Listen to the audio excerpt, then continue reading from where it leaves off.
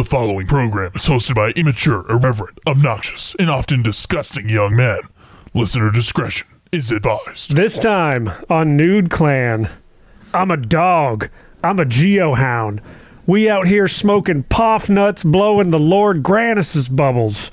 T.O.'s pussy smell like a graphics card from 2001 trying to run Fortnite at ultra settings. I call it the lotus flower because it knocks me on my ass every time. This Tensaken ain't nothing to me, man. Shall we play a game?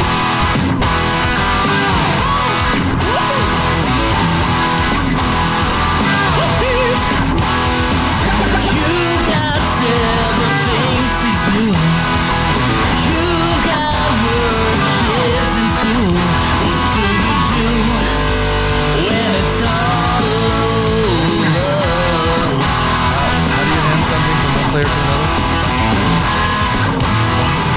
Dark soul light. Turn on the TV, pick up the controller and play some games with the new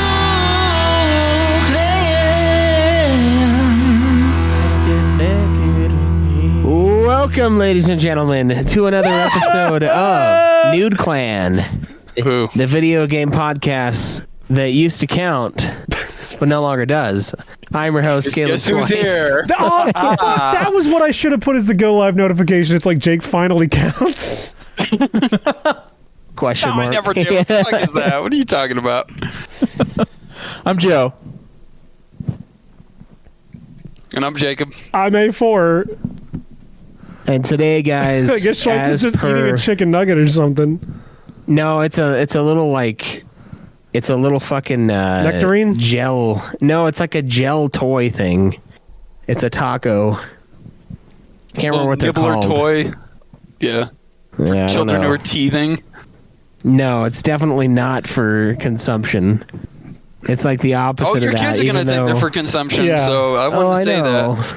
The baby definitely disagrees, but... Yeah, so guys, today it's finally happening. Who was the listener that brought this to us? Brulo. That should be on the Trello.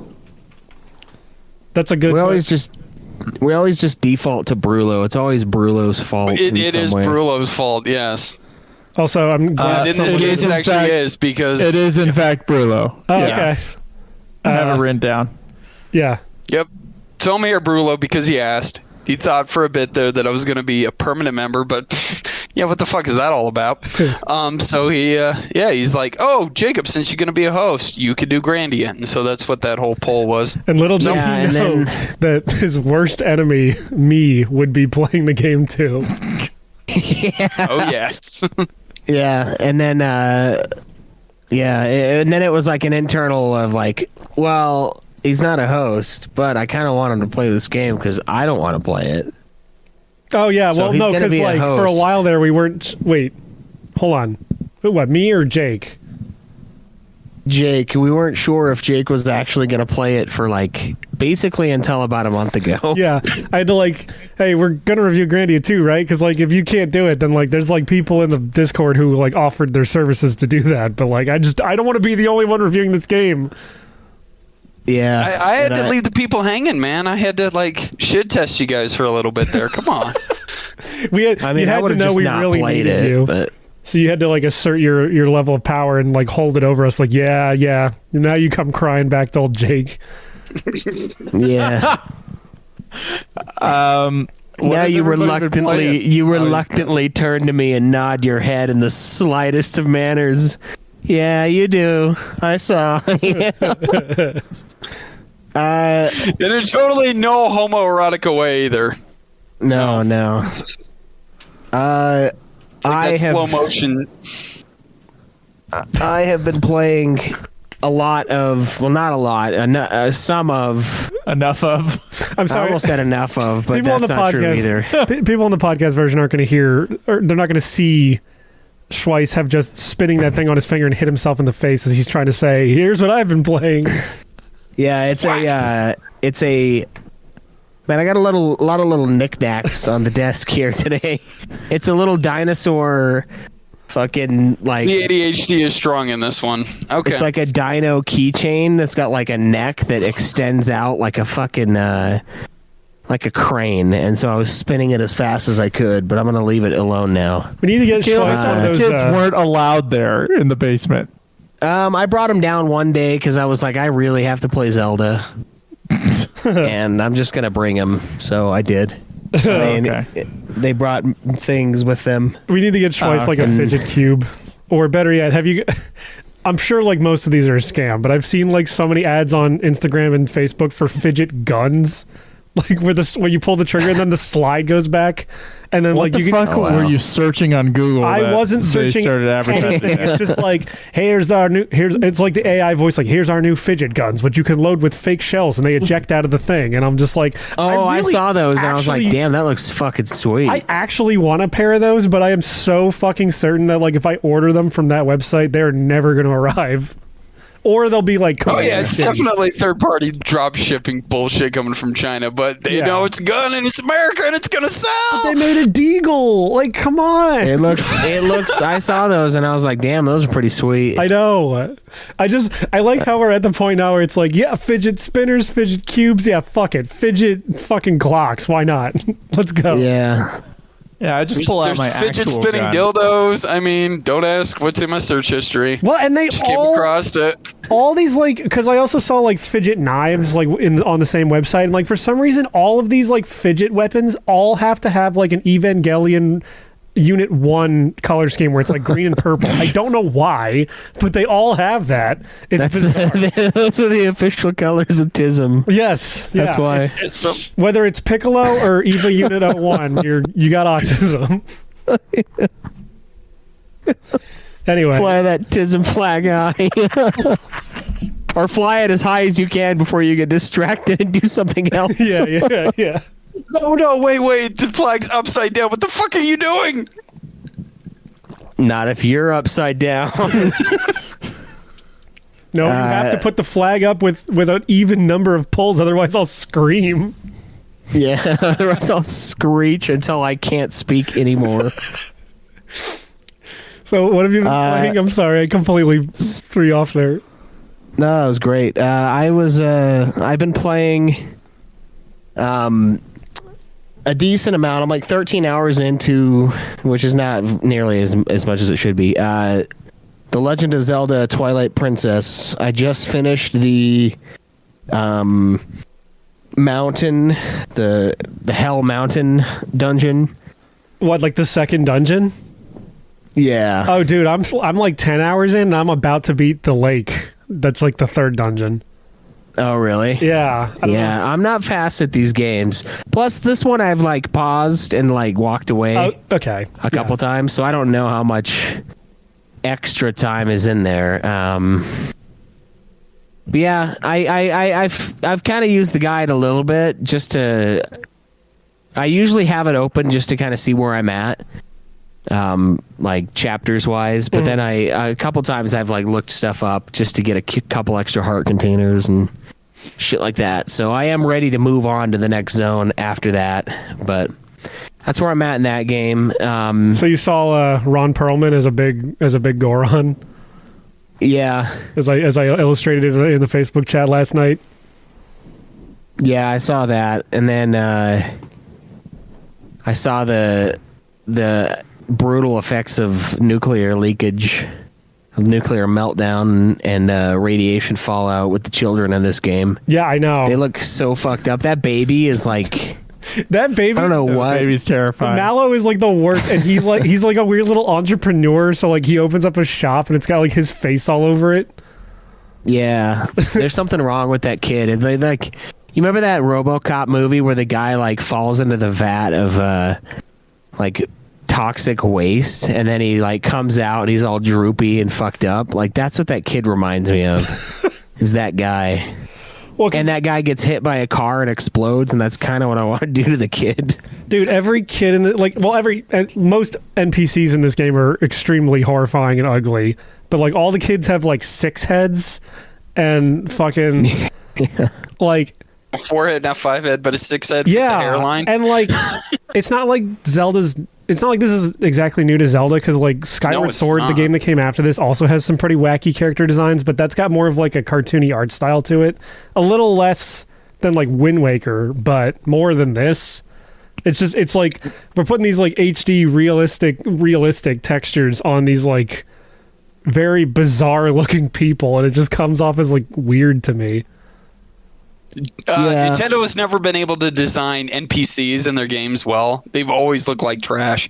Like it's been like not even a second, third, or fourth effort. It's always been bad. I don't know about that. I believe it is. I always thought that Look at Zelda all the NPCs Zelda looked games. all right until I got to fucking until I got the Twilight Princess. Like in Wind Waker, they're all kind of It looks stylish. bad in Majora's too. Just same with Ocarina and that. Yeah, they look pretty bad in those games, but those games are a lot older too. And it's weird because I'm like, sometimes this game looks pretty good, other times it looks like absolute shit. Like the one guy, the dude in the village with the kids, like the shaman guy. Yeah, I was like, is that a dude? Is it a chick? I don't know. He's got like Angelina Jolie lips.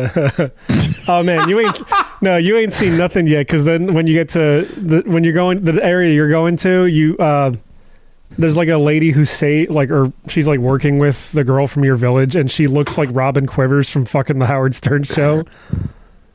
And she's like hitting on you the entire time. She's like, if you ever need anything, you come back to the castle town and you come to my bar, honey. And then she winks. And like when she walks up to Link, there's a part where he like visibly looks down at her tits and then looks back up at her. It's great. Wow. Yeah. Great scene direction then. Oh man. There, that does bring up a good point. The Twilight Princess is a lot more cinematic than the N64 games, or maybe even Wind Waker. Yeah, I mean by it's better for sure. Yeah, just in terms of like having in terms plays of like like a cutscenes game. and stuff. Yeah, It has like it makes sense. So yeah, that's nice. yeah. But You're talking Majora's, or are you talking Wind Waker? I'm saying like Twilight Princess has like pretty good cutscene direction, maybe even better than like Wind Waker. Wind Waker didn't really go as far, I think, trying to make like a cinematic feel for it. No, as it this didn't one really. does. No. Like the Wind Waker just kind of felt very video gamey. This one kind of felt like they brought in like an actual guy who directs like scenes to direct the cutscenes in this game. Like Yeah, the cutscene direction is better. Schweiss is coming up on Yeah. like when you Anything free the good third when you free the third like light spirit at the lake, you get like a cutscene afterward that's like pretty out there for Zelda. So you'll see what you'll know what I mean when you get there. I mean, it was pretty sweet when you had the scene where you're jousting against that one like really like ugly fucker. Against Caleb Craig. Yeah. Come on, dude. Do your worst. He's even riding a hog. Yeah. Yeah, that is true. Yeah. King Bulbin is the character's Talk name. about being high off the hog. Yeah. Yeah, he fell from the hog just like in real life. It's like it was an allegory for Craig, but years and years before. Yeah. Craig couldn't cut it because a blonde-haired pretty boy came riding in and jousted him off of the hog. That's right. So I've been playing that. I'm also just under 3 hours into Shin Megami Tensei 3 Nocturne. 3 hours? That's an interesting game. I was like, man, some of the music is pretty awesome, but then the battle music is probably one of the worst pieces of music I've ever heard in my life. Oh no. Sometimes.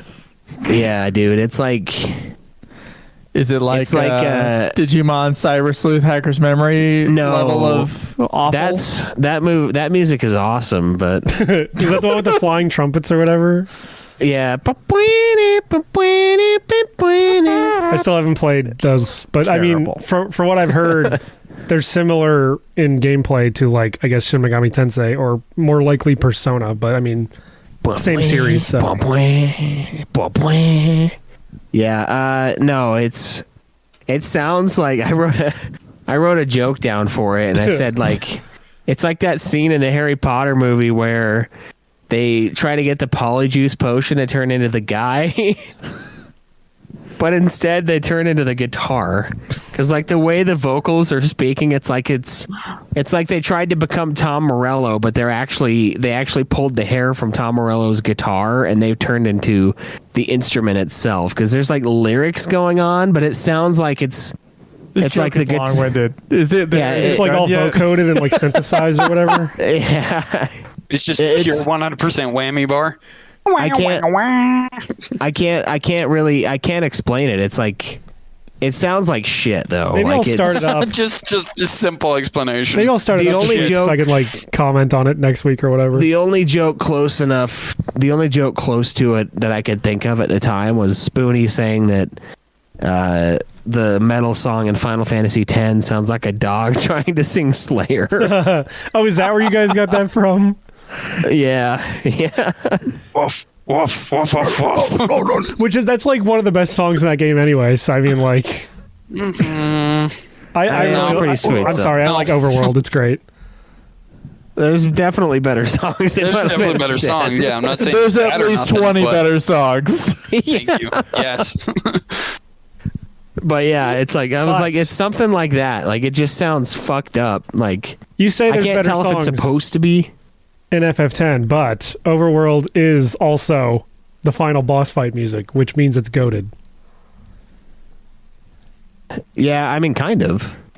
You could Kind of. say that he's the But final then fight. it gets surpassed by the next two themes that are battle themes that are even better than it. Well, so You can say whatever you want. Jekt is like technically the final boss. I'm sorry if I can't die during the last boss fight, it's not the last boss fight. but that music is better. So, I don't remember Yeah. it, so I'm gonna say it's not. oh really? Also, all the phases of Seymour are the hardest boss fight. So Yeah. I don't know. But If you're that trying to song's rush also that good. game, Jekt is rough. that's true. dude. The first time I played It is a wall. 10, The one up at Mount Jack Gag was is rough. in speed run. It's Yeah, a wall. Mount Gag is it. I ended up, Yeah, that one's Ice fucked Seymour up. is brutal too. Yeah. I ended up beating Jekt with what's the Yojimbo? Like I had him do like his No, like you- insta kill move, and it like worked. You cheating fuck. I didn't know it was gonna work. I was like, I'll try For the this. super boss. Come on. Oh yeah. Schweiss knows all about that. Yep. Had to cheapen the plat. That's right. Just pay him a couple mil and then I just win. Yeah, pretty Yep. much. So, anything else, Schweiss? Technically, we haven't recorded in like a month. So, Not much. Just a little did you bit of play any Fortnite. Kingdom Hearts? Oh yeah, I did. Holy shit! How could I forget? It's it was so all consuming for a minute there, a week and a half ago. I did play quite a bit of Kingdom Hearts 3 and a couple hours of Melodies of Memory. Do you understand the truth of the heart and the real power of darkness and friendship and the key and the key blade and Dream Eaters? Not really. But I mean, I guess, yeah. But yeah, that series is done now. So Ultima, all we have left is, since we're canceling Chrono. all I'm we have prepared for the left- riots and the picketing for that one. There was already some. I think that's Just a I think it's little. over. Yeah, Yeah. just a little bit. I was warning you guys, I I've been rioted a telling you little guys. bit in the Discord. since- Sorry. Go. No, you're good. Ever since the whole thing with Chrono Trigger, and I knew the ties into it with Dragon Quest, I kind of was warning you guys for years, but y'all just ignored me because I never counted. I'm like, guys, this isn't a Final Fantasy. What are you doing? I've had conversation after conversation with Schweiss, and you just, we're going to brush it off. No worries. It counts. I mean- it counts. And then all of a sudden it doesn't count. I mean, they did have some story elements that they used, but I mean, you could say that about just about any game. I would assume, to be honest. Exactly. Which that is So how what we have loose the said in the ties do you? past. That is what we had said in the past, though. Is they took parts of Chrono Trigger, or parts of Chrono Trigger were considered for Final Fantasy games, and that's justification we've used in the past. But the problem with that is Parasite Eve. That's like everything. They're all that, because you're always borrowing little bits and pieces from things and making it fit. Exactly. So and like it's like, does it really? I mean, and if you think about it, couldn't you say that counts more than simply lazily throwing in a character name and design to match it? Like, is that truly? It's like a matter of spirit of the law versus letter of the law. Like, is it truly Cecil in that fucking Secret of Evermore game, or is it just someone they named Cecil and gave him like a little cloudy backstory so everyone would know it's Final Fantasy IV Cecil? Like, is it really? Oh yeah, just does it shit really that's count? tacked on at the end of the day because it's being published by Square. You might as well utilize that. Yeah, that's We might as well 100% just what play- they did with Evermore. Einhander as well while we're Yeah. at it. All right, Yeah, so because they wanna- I want to believe, and it's been too long for me to remember, that my perception of the connection between Chrono Trigger and the Final Fantasy series was that Chrono Trigger eventually became the Mana game. But that's not what happened. No. It was a previous game, and then that previous game was, or excuse me, that Chrono Trigger started as Mana and then split off. But actually, they started as a totally different game. Started as a And then shitty game, and then it became some a good elements. Some elements went to Chrono Trigger, and then some elements went to Secret of Mana when that project broke up. So unfortunately, it's like it's not really, and it didn't even become, that wasn't even technically a Mana game until later in its development. The one that became a Mana game, like they didn't decide to turn it into like a sequel to Final Fantasy Adventure until way later in its development. So it's like it really never touched the Final Fantasy series. Exactly, yeah. And I want to say that that 10 years ago or 5 years ago even, like the copy on the Wikipedia page and shit was like probably just wrong. Yeah. Yeah. Yeah, I mean, I had this that is- same thing because I remember I was bitching about Kingdom Hearts guy. What's his name? Nomura. Nomura. Nomura. Yeah, I was bitching about Nomura and all of his reworks of Cloud. And I was like, Nomura didn't even really have anything to do with Cloud. And then I looked at the link that had given me that info, and I clicked on it, and it wasn't even a page. It didn't even exist. And it was just totally wrong. It was like, no, Nomura wrote Cloud and a shitload of the scenario in Final Fantasy VII. Like, he had a big part in 7. So when I was bitching about him being in charge of the remake, that was all wrong because of an article that may have never even existed that was referenced in like the character page for Cloud. And I was like, I've been wrong for years because of this. I So just did it, assumed that they were right. Blue light itself like a hyperlink, but it took you to nowhere. Yeah, it was like a Essentially. page that didn't even exist anymore. And I was Yeah. like, yeah, that's So- wrong. Like, that's actually A good wrong. way to sum it up, instead of having to like really get down into the nitty gritty of what ended up happening as far as the Chrono Trigger, think of it from a viewpoint of Sakaguchi and Yuji Horii. Could you imagine your rival is Dragon Quest, and then you call up the guy who created Dragon Quest and sit there and say, hey, I have this idea for this Final Fantasy game. Let's get together, create the Dream Team, and say, hey, let's slap Final Fantasy's name on it, be part of my project, and let's go put this game out. No, he wouldn't have contacted Horii and Akira Toriyama for the art design of Trigger if they knew FF was going to be on the name, because FF basically was the rival to Dragon Quest. So there's no way you're signing on the Dragon Quest guy and trying to slap the FF name on it. It's You just don't never think going to happen. I think I can see that. That would have been a non-negotiable starting point. You don't Like, think just by think that about it. point they realized that they had lost? Because I'm pretty sure at that point they had realized they had lost. Like, At least in America. yeah, at least in the only place that's ever counted. Jesus. Japan can keep their him, but queer there's little no way Dragon Quest games. We're gonna have Final Fantasies, a game for men where all the dudes are dressed like ladies and all the ladies are dressed Yeah. like gay ladies. It could have conceded that point. I don't know, but he certainly wasn't going to say written by Yuji Horii Final Fantasy underneath it. There's no way that would have happened. Yeah. No, but I mean, the connection to me was Mana, and Mana, although it is a sequel to a Final Fantasy game, but like, of course, Mana wasn't Mana at the time, so it like totally like fucks it all Second up. in the Yeah. yeah. So I might have had a thing that they totally. clarify things under. I totally probably had a different explanation when I've had to clarify it in the past, but now that information that I got was just like debunked. Anyway, It was a rumor for years. And it's anyway, like, they're not playing Chrono Trigger. It's not on the list anymore. Merry Christmas, everyone. Yeah. Yeah. Every UFF And a fan that's happy been new waiting year. for a decade. We're not gonna play it for our 10th anniversary time frame. Yep, fuck you and the horse you rode in on. Keep the game, you filthy animal. So anyway, yeah, we only have Xenogears and Bravely Default series left. So Yeah. All an Which is a equally lot. stupidly named series. Like I like the all idea. the long games at the end. I think Bravely Default and Bravely Second, that's a clever play. Although they renamed the series Bravely because the Final Fantasy IV Heroes of Light didn't sell well, which they probably only named Final Fantasy the Four Heroes of Light to try to sell well. Yep. So that failed. So then they redid the name to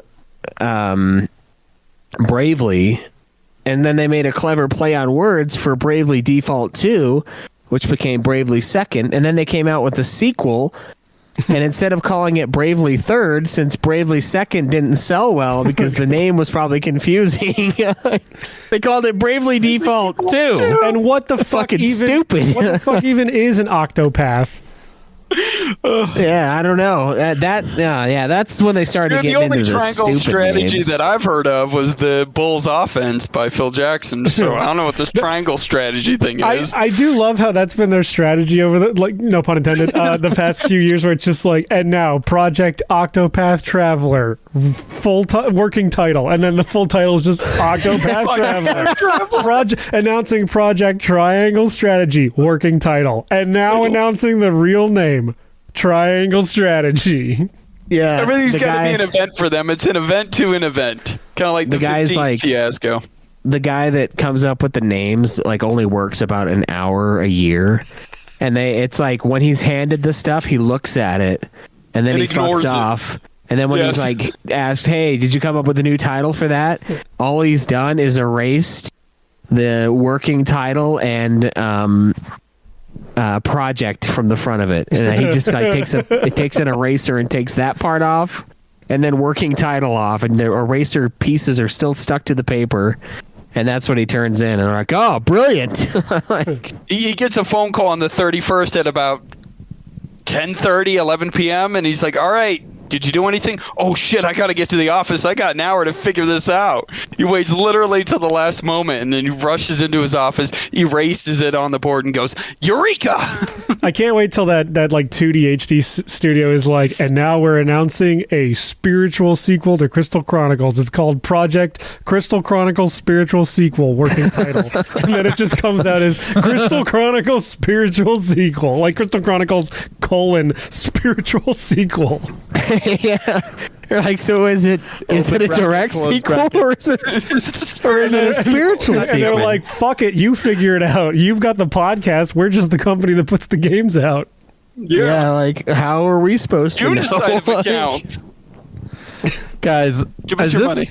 Has this all been like a big ploy about like various day life being developed by the same people that brought us Bravely Default and Octopath Traveler? Because those are all apparently key staff, like Division 11 Square Enix games. Yeah. Yeah. Looking at this Division right 11? now, which I don't even think there's 11 Yeah, divisions, it's like are the there? janitor. so this was September 9th. So 2019 is when they changed it over. So this game It's the janitor, the guy in one that charge had of the a mail room, the fucking like the secretary at the front. Like, just what they do is they took an English dictionary, because they didn't do this in Japanese. They took an English dictionary, they cut up all the nouns, they throw them in a fucking hat, and then people have to pick one or two. Like they have to, and then I they didn't know just fucking just Octopath put was them in the down. dictionary. No, there's probably Octo and Path. yeah, and Separately. they just need a- merge them. They were like, pick 3 words, and then it just didn't make sense. So they put Octopath as one. They're like, it's kind of like Octopussy. And then Traveler, you know? You travel into that pussy. Basically take all the letters and the vowels that are in there, and hey, let's see what kind of anagram we could come up with. Coming soon from That Square somehow Enix, would be a better Project title. Distended Vagina. I was thinking like, Working title. Working title. Title. you know, Jake, you just said anagram, and I'm thinking like, oh, that's perfect. They could call it Valiant Anagram. Yes. Sounds like something from their team. Yeah, the names are like they make me mad, dude. I'm like, God, what is wrong with you people? Like, just stick to it if you're gonna make it. If you're gonna go clever, do Bravely Third. Fuck it. This is literally that fucking AVGN video where he's like complaining about like sequels. What is that? Chronologically confused. Chronologically confused, yeah. And he's just like, they do Grand Theft Auto 3, then they do Grand Theft Auto Vice City and San Andreas, and then they do Grand Theft Auto 4. Like, what the fuck? Yeah. We've been dealing with sequel issues with Kingdom Hearts because Kingdom Hearts is like they're all sequels to each other. There's no real Kingdom Hearts. Interquel, yeah, because this takes place during this timeline. But no, it's nothing new for Square Enix. The most ridiculous, even more than the working title thing, is Infinite Undiscovery. Who the hell comes up with that title? Yeah. That's right. Discovery.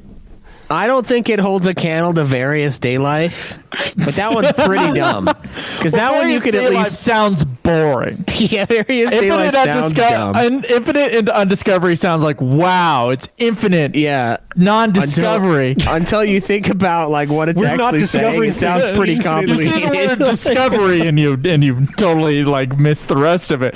But Various Daylife, Various. What the fuck? It varies. Sometimes I check my emails right when I get in. Other times I hit the floor. It just kind of depends on how I'm feeling. The irony is like the one time they did something smart with that and they put out the last story as like a you know, like clearly the last Final Fantasy, the last story, like ha ha ha. But then no one bought that game, so.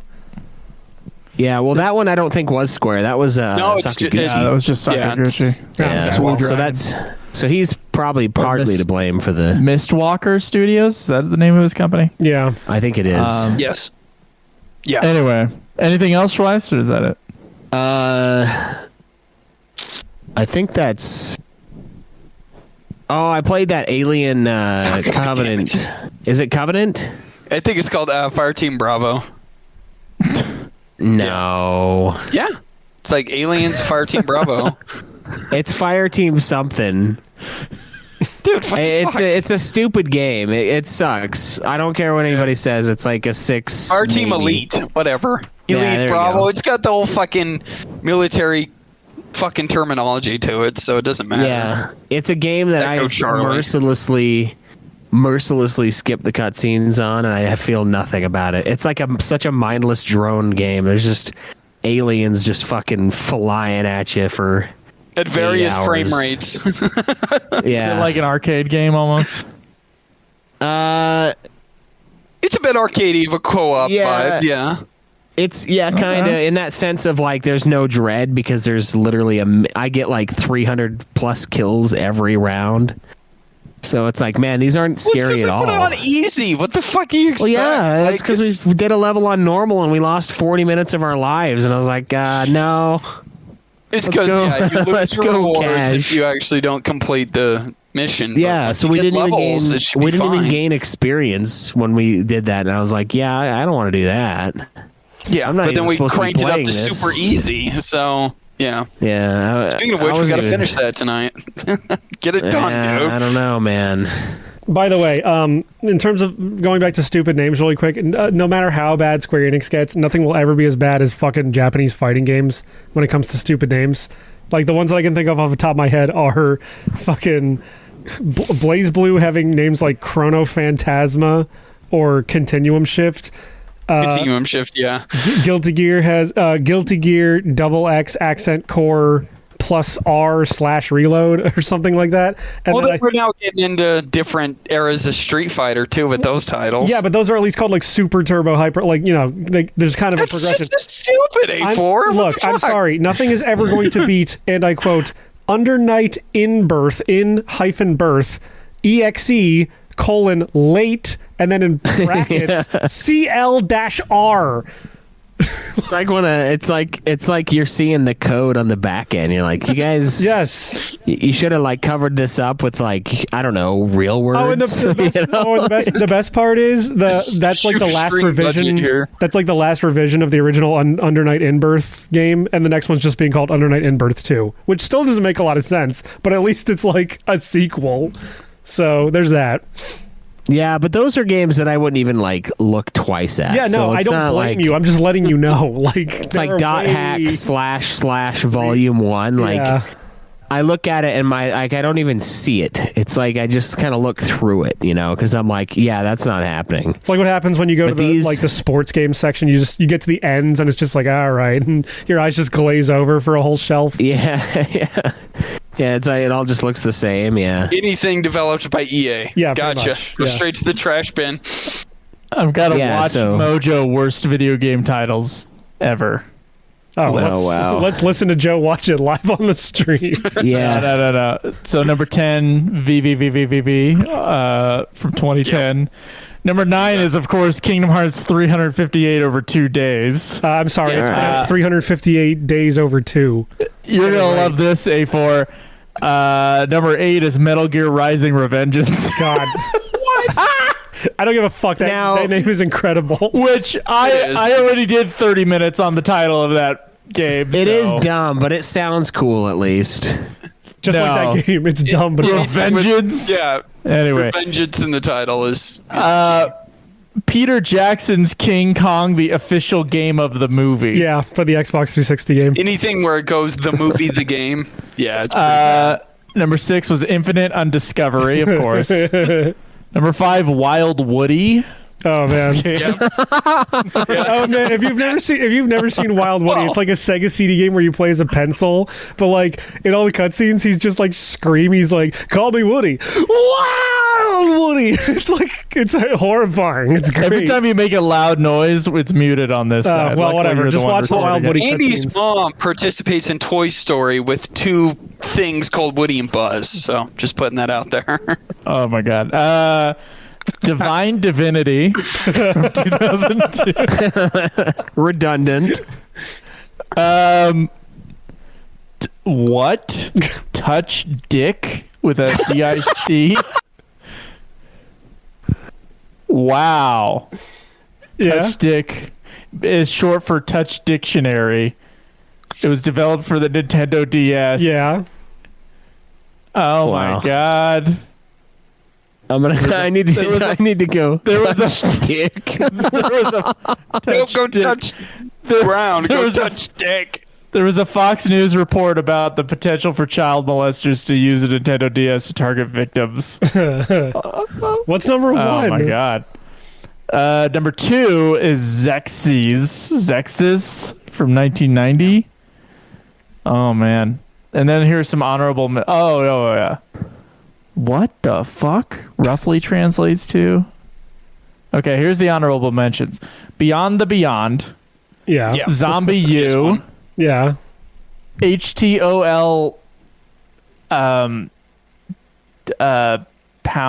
#NIQ, the Fly Diary, I think that's like a Vita game. Wargasm, That's great. Unpossible, and then Battlefield 1. Right. Yeah. And then says, so our pick for the worst title, get ready to sit down, roughly translates to. So this is how I don't know, like, does this really count? If this had to be translated? Roughly translates to summertime high school, a young man's notes, how a new exchange student like myself ran into his childhood friend on the school tour. Then for some reason became a super popular with the girls for his daily scoops on the old school photography club, even though he only takes panty shots, and what he thinks as he goes on dates during his summer of island school life from 2015. Okay, well that's just a light Nice. novel title, so like that'll be Yeah, an anime that's- in like 5 years. I wouldn't count that, but I do think that the Kingdom Hearts one is probably the worst one on that list. But Infinite Undiscovery, Yeah. that's a just pretty punching stupid it out name. there. It just sounds like it sounds deep, but then like you think about what You the words dissect are, the and you're actual like, words. nah, and you're that's like, dumb. this is Like, nothing. It's the most like what do you do in surface that level- game? Not a thing. It's you Super eat ice deep. cream. Forever. You do nothing forever. It's the kind of don't Nomura thing discover where like Endless. Oh, I thought you were talking about 358. No, 358 's stupid, but Well, I was gonna say because it's the 358 is it's real like the most stupid. Nomura Just 'cause surface we level played thing it. where he's just like, if I put a bunch of numbers here, people will see numbers and think, oh wow, this is deep. Yeah, why wasn't there Kingdom Hearts 1.5 plus 2.5 remix? Why was that not on the list for Watch Mojo? Yeah. Because that video is probably from like 10 fucking years ago before those even came out. God. Yeah, not a single mention of the Street Fighter thing I was talking about, because there's like 3rd edition, 3rd hyper remix. Like, well, there was also like HD Turbo Remix Hyper Fight or whatever. There's like whatever the Super HD... Super Puzzle Fighter 2 gets put at the end of that. Remember those? Mm-hmm. Yeah. Jake, what have you been playing?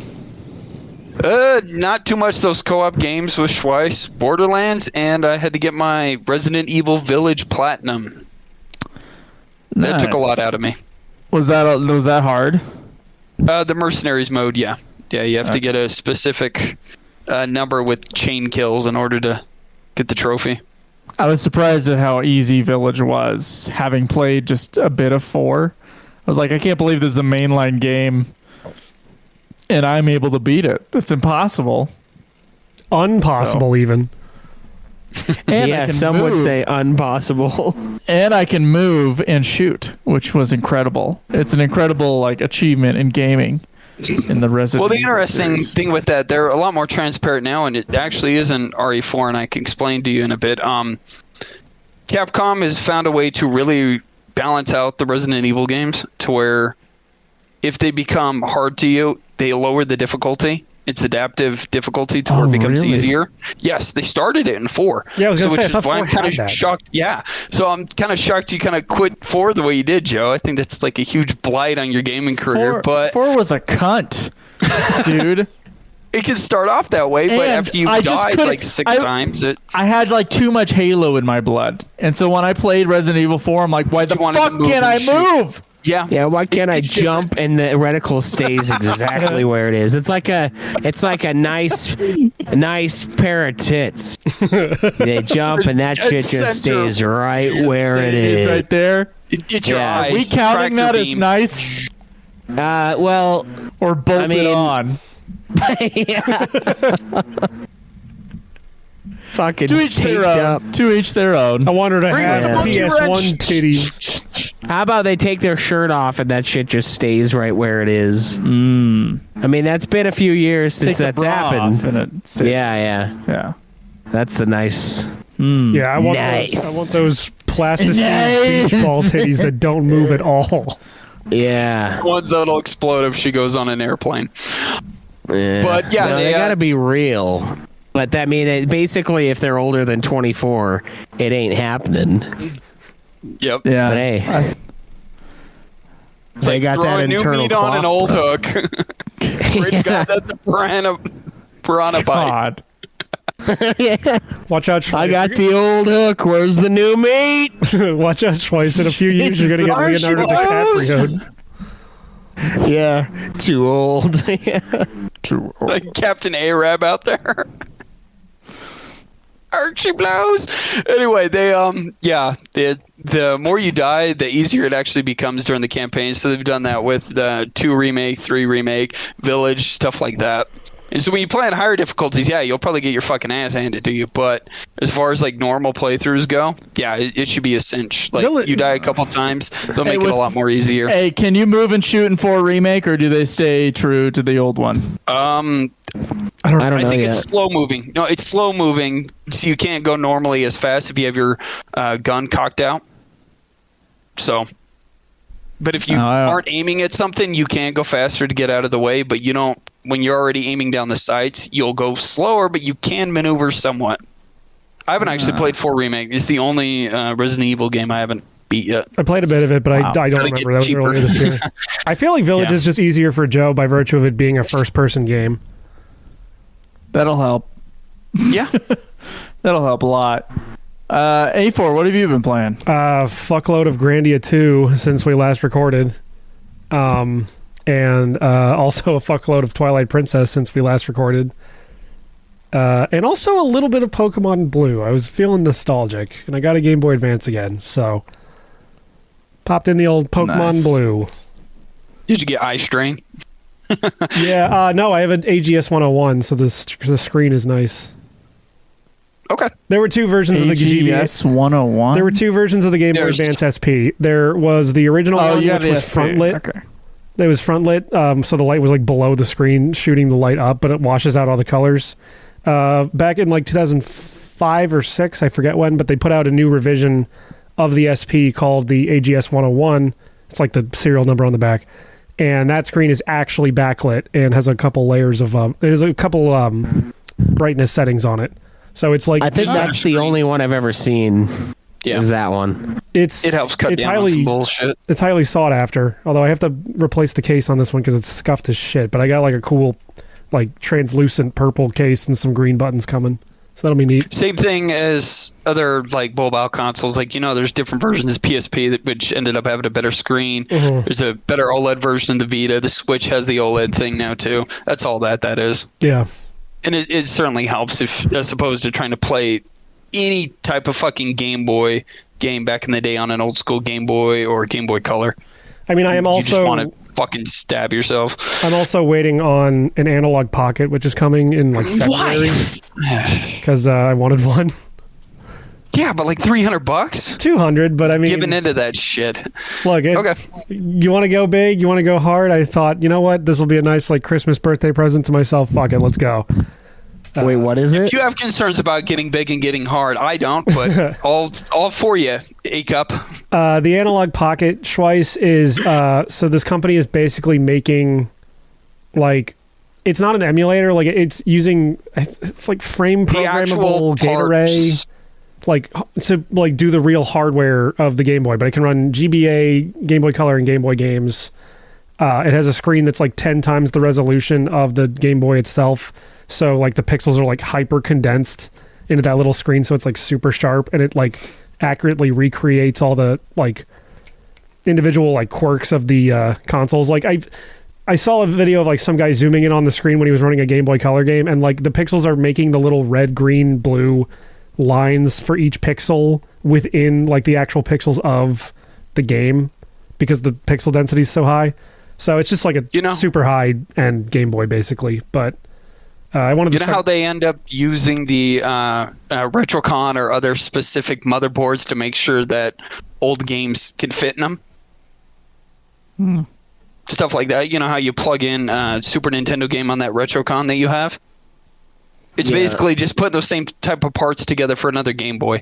You just plug in the cartridge, like your actual physical stuff. Yeah. But I don't know. Yeah, I have my Retron will take the Game Boy Advance stuff. Yeah. Fine. I wanted to start collecting Game Boy games again because I got rid of all mine a while ago. So That sounds horrifying to me. yeah, it is nowadays. With the I got Are they Star more Wars expensive or Episode what? 2. It's been sitting on my dashboard for about on your 3 dashboard. years now, I think. Good old Yeah, sun man. damage. I played the Yeah, if episode you 3 game, but I played the DS version, which is the same as the GBA version, just has like 3D space battles as well. Yeah, this one sucks. I played it a long time ago, and then now it just rests in the sun. Well, I also Our gaming collections are getting out of hand, Schweiss. We're just buying stuff up because it's cheap, not because it's good. It's like our collections are like 2,000 games just because it takes up shelf space and looks good. well, because with the Game Boy games too, I also started ordering like custom, like they're basically DS cases, but they fit the GBA Game Boy Color cartridges, and I just go to like Staples and print out the covers. Yep. Lame. You got to have OG artwork, otherwise it doesn't count. What OG? What? Well, He's only saying that specifically because he knows that's what I do. But yeah, it's Because just I'm willing to have buy some OG. stuff that isn't the original case of the artwork. Because sometimes you just got to find a good deal. So he's like, no, that doesn't count, or you can't print it off. Fake. I don't know. You're gonna Fake start art. not counting greatest hits copies because they're not done in color. Yeah, I am. Okay. They don't count, and I've hidden them away. I'm not proud of them. I had to hide them under the floorboards. the floorboards and then poured concrete on top of it? Because that's what I'm looking at right now. Yeah. I had to pour concrete on top of the greatest hits speck copies. of greatest hits green, I'm gonna lose my fucking shit. Yeah, or God forbid that filthy red. Yeah. Dude, the one night I came up like when my games were on another shelf, and my wife had rearranged all the spines so that the greatest hits ones were all together. And I'm like, I have these alphabetized for a reason. Like, thank you. But like, I'm gonna kill you. Like, don't do this ever again. It's like I sent you guys the picture of the thrift store that's nearby with all the fucking It got color all coded the by DVDs. Yep. Are fucking by color, and I was just like, I'm looking at a rainbow in front of me, and I'm like the way that like the way that like Goodwill has all their little knickknacks like by color, basically. Yeah, it's wild. It's the Utah version of Goodwill, so that's exactly what it is. And it was by color, and I was like, I can't believe anybody ever did this. I actually think it would be harder to fucking organize by color than by alphabetical or anything else. Yeah, but no. You could not have found a more difficult Not way. to an autistic person, no. I guess not. Someone had a lot of time on their hands. Spectrum, one might say. Yeah.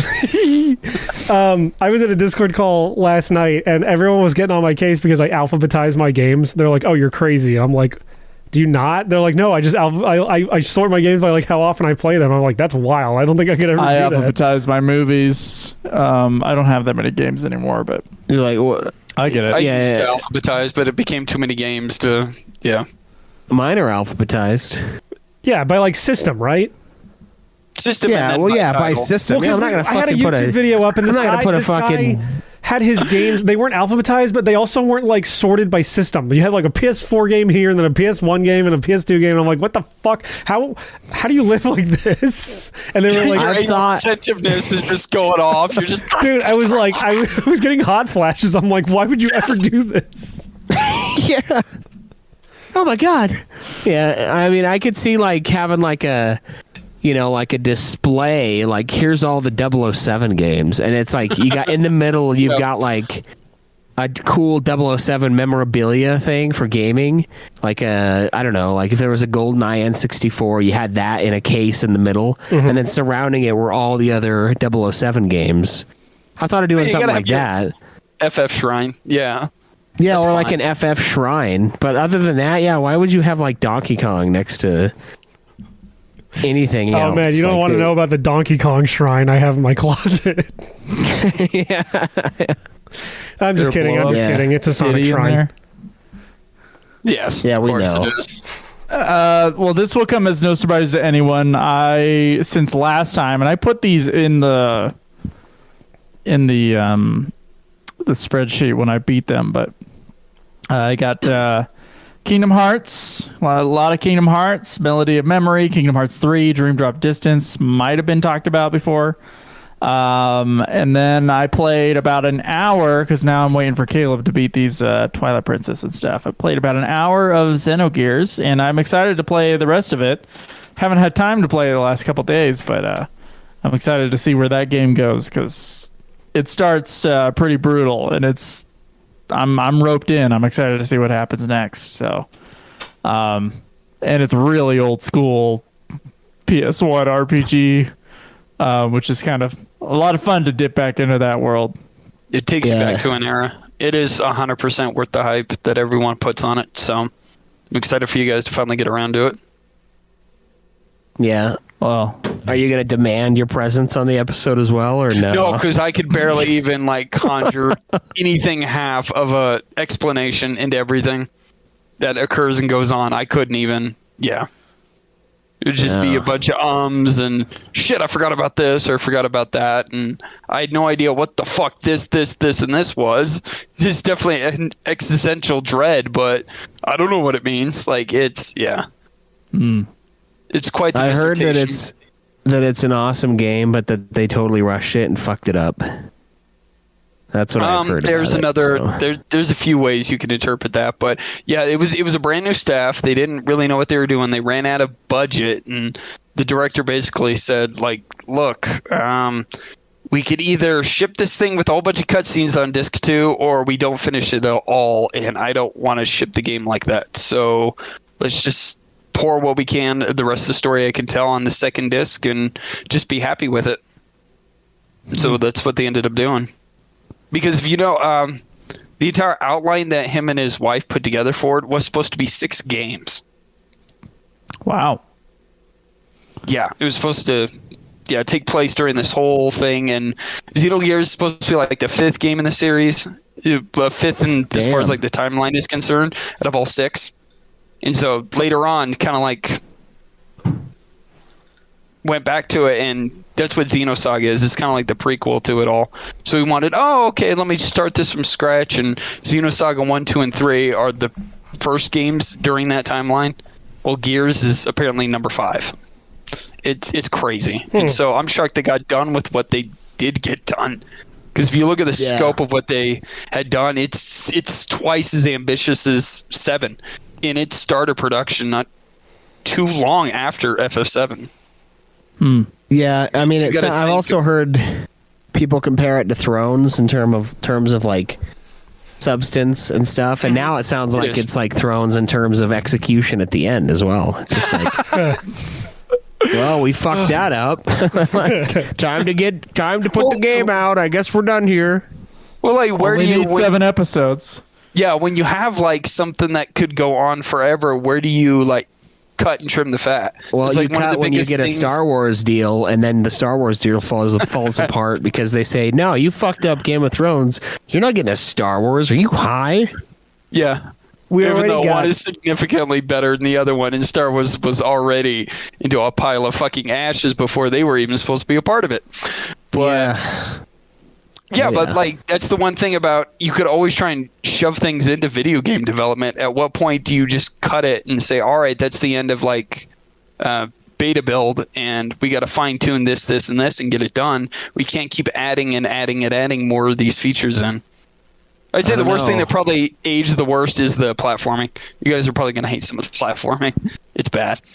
But yeah, it's a great game. So I am excited to get back into the PS1 era Square RPGs. game. Yeah, because I feel like that's where Square especially really just like fucking played with battle systems. Like they were like, all right, let's just create something totally new, totally different, unlike anything else we've ever made, and just slap that shit in there. Like It was a good era Vagrant for Story. Yeah, it was a good era for experimentation, but also like the experimentation usually yielded good results. Like it's kind of hard to name PS1 Square games that are like not fun to play. Unless it says Mana Legend in the of name. Mana. What? Then it's quite easy. It's if you think about 100% Legend of Mana. Yeah. And that got that's like- remastered for some reason. That's like the third best Mana game too. I've been catching I up couldn't on even finish it. I've been catching up on UFF recently since you guys were doing the Kingdom Hearts ones, and I've been listening to all the Mana reviews and just listening to you guys lose your fucking minds every time like a new Mana game came out. It's Every just time like, they get worse. how is this one worse? somehow. It's like, man, these games are so good. On the third one, I was like, no one talks about this one. Holy shit, this is the what a best great Mana series. game. Yeah, like hold my beer. It's kind of fucked Great up. series, you say? Like, The most fun I've seen with that series is an FF Adventure on the fucking Game Boy. That's the peak. That's I don't know. They seem No, like I would Seiken and say- Densetsu 3 the best, but I Yeah. like 3 the most. I think Schweiss put 2 as the best one, if I remember correctly, in his rankings. since but we I don't know. recorded last, did we even Legend get to of talk Mana, about the fact that they boring. announced a new Mana game at the Game Awards? God, fuck that, dude. Visions of Mana. Just let it rest. Either that, or they have to make it. They have to like decide to make a good game. This one looks like it I might be heard all right. great things about the trials on PS4. No, everyone I've heard says the remake is ass. Yeah, in comparison to the old one, I would rather like I have the classics collection or whatever, the trilogy. Yeah. Yeah, that's I have that too. awesome on Switch. I do Yeah. want to get great. the I do want to get the remake of The Seiken remakes Densetsu 3, look though. bad. Visuals wise, the remake of Secret of Mana looks like hot ass, but Yeah. Trials of Mana looks like it might be all right like graphically. The PS4 remake or whatever. yeah, that one's really fun. Yeah, I don't know what the fuck they were thinking with that art style. It's like, all right, we're putting this on mobile, right? What, the Secret of Mana What the remake? fuck? It sure Yes. looks like they were planning to do that. Yeah. It looks horrid. Yeah. Yeah, man, that series is a deep slide. It's like a Grand Canyon, and like When is it's Visions just of like Mana set that. to come out. I'm wondering now. It's like that Thelma and Louise movie where they jump it, and it's like they're all excited, like yeah, to make it, and then like they don't make it. Never once did they think they were going to make it. What? I don't remember that movie. Clearly. All I remember is them flying up Clearly, the yeah. Grand Send the Canyon. shots, bro. Shots fired. Okay, well, So- Visions of Mana does not have a release date. It just says 2024, but it is like the first mainline Mana title in a while. So Is it Oh, we is it know. actually called Second Densetsu 5 in Japan, or is it? I don't know what it's called in Japan. Here it's called Visions of Mana, but the site specifically says it's a mainline game. So it should be 5. I mean, Wikipedia will probably tell you Inaccurately. I'm using looking. Chat GPT. if you cared to do our bidding. I mean, I'm just trying to do it in a way that I'm not getting in the way of the recording, whatever. Oh no! I mean, Sentience. we stopped to We're look things long up all past the the point time. of caring on this podcast. We I don't know if it has a concern for the Wikipedia page yet. listeners. It's actually not. Yeah, it's not listed yet. That's I mean, it wild. did just get announced like 3 weeks ago. So. Man, that means that no one cares. Like, Yeah. Wikipedia hasn't Except announced for, it like, yet. the No one couple- gives a fuck. 100 Xbox people saying, hey, look, for the first time ever, we get a Mana game. Yeah, Did to they, Oh, whoop-de fucking It is do. did they considered. not get the collection? Exactly. It's considered the first mainline installment since Dawn of Mana, but Dawn of Mana was a pile of garbage. It was Yeah. so bad. You didn't like scaring people or whatever. It I was. mean, I awful, love dude. scaring people, but it made me not like it anymore. I haven't scared anyone since then, like intentionally, dude. I haven't. Like, it just doesn't feel right anymore. Halloween rolls around, you're like sitting in a costume in a chair, like pretending to be a dummy to scare the kids. They come up to trick or treat, and you're like, think about Dawn of Man, and you're like, nah, you know what? I'll just let them take the candy. It's too mean. Plus, all the candy will just Yeah. bounce around everywhere anyway, and then Yeah. Dude, that is literally that game. Holy Yeah, I know. shit. I Yeah, listened you to the scare review. them and they drop candy. Holy fuck. Yeah, it's like they were obsessed with the idea of being a scarecrow, dressed up as a scarecrow, holding a bowl of candy on Halloween, I wonder what that goes scaring the for shit out of the on eBay. kids. I should see if I can And the get a candy copy of goes it. flying. Like, This thing better not have any value. it probably It does. belongs in a dumpster fire of a dumpster It fire. belongs in a museum. Dude, there was actually No worries, there's going to be some stupid retro YouTube channel that's going to inflate the price. Be like, this is a hidden gem. I own the only copy, so therefore it's worth $300. I don't know, man. I'm seeing on. You want to buy it from me? I'm seeing it like without the manual for like $20 on eBay. I'm seeing Oh it my sealed God. for like 27. Dawn of Mana is Retro actually community ruins a everything. Dawn of Mana is a masterpiece of the PS2 Square Enix. Well, did you guys wish, check man. Amazon Error. reviews during that segment on UFF? See if someone actually did leave a positive review. That Would have been great. Oh, I think we did for Heroes, though, didn't we? I think it was Heroes we did it for. I don't think we haven't done that in a long time. But yeah, it's an old segment. God, dude. And the thing is, you go, it can't go worse. It can't go worse than Dawn, and it does. It becomes one of the worst games I have ever played. Heroes Yeah. of Mana. It is one of the worst games. Like, it's down there with fucking Alone in the dark. fucking Bout, and it's down there with Alone in the Dark. It's bad. I think it's worse than Bounty Hunter for sure, but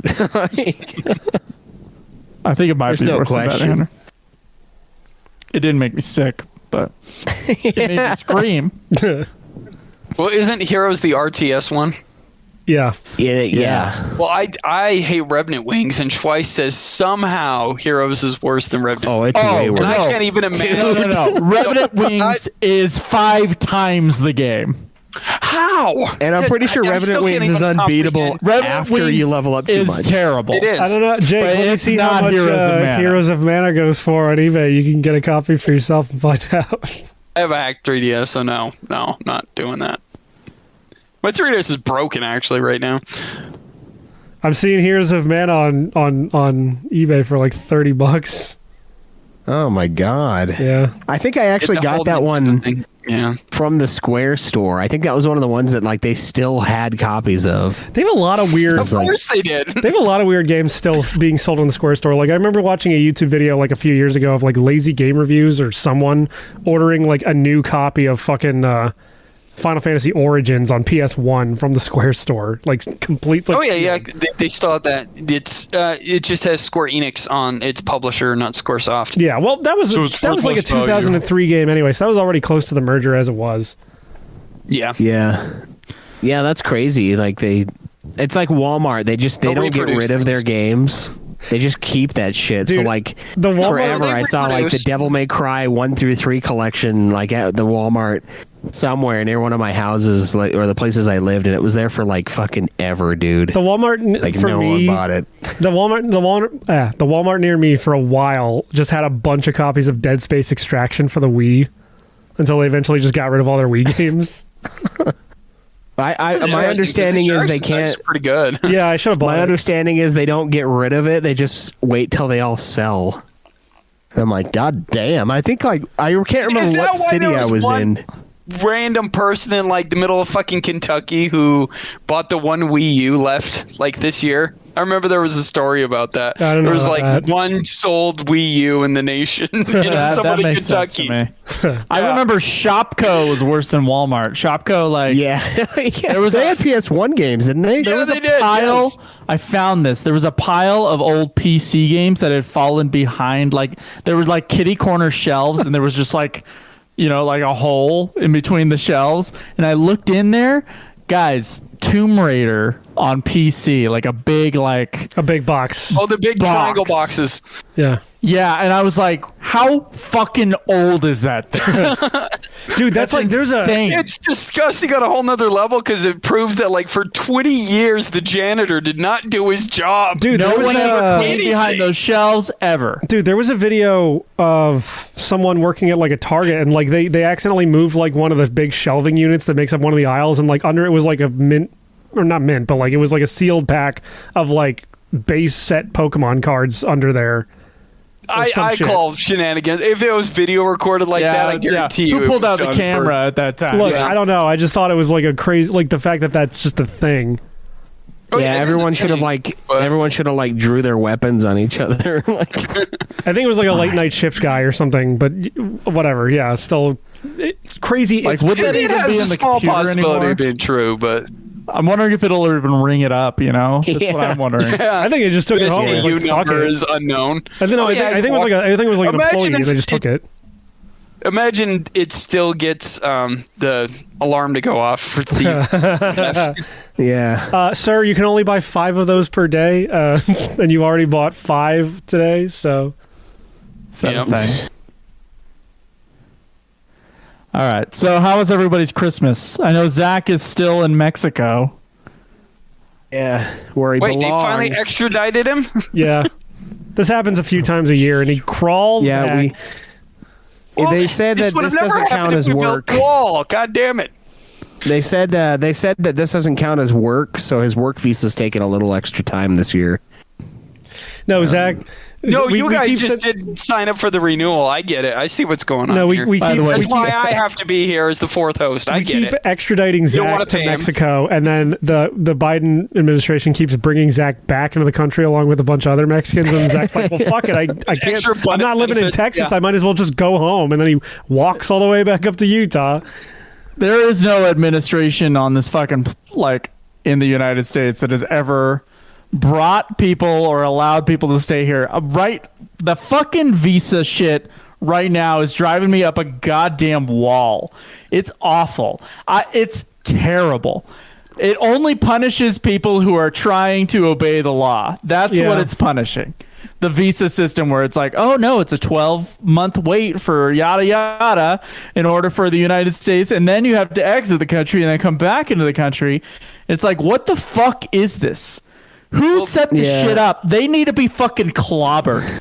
Those fucking assholes. I don't know who they are.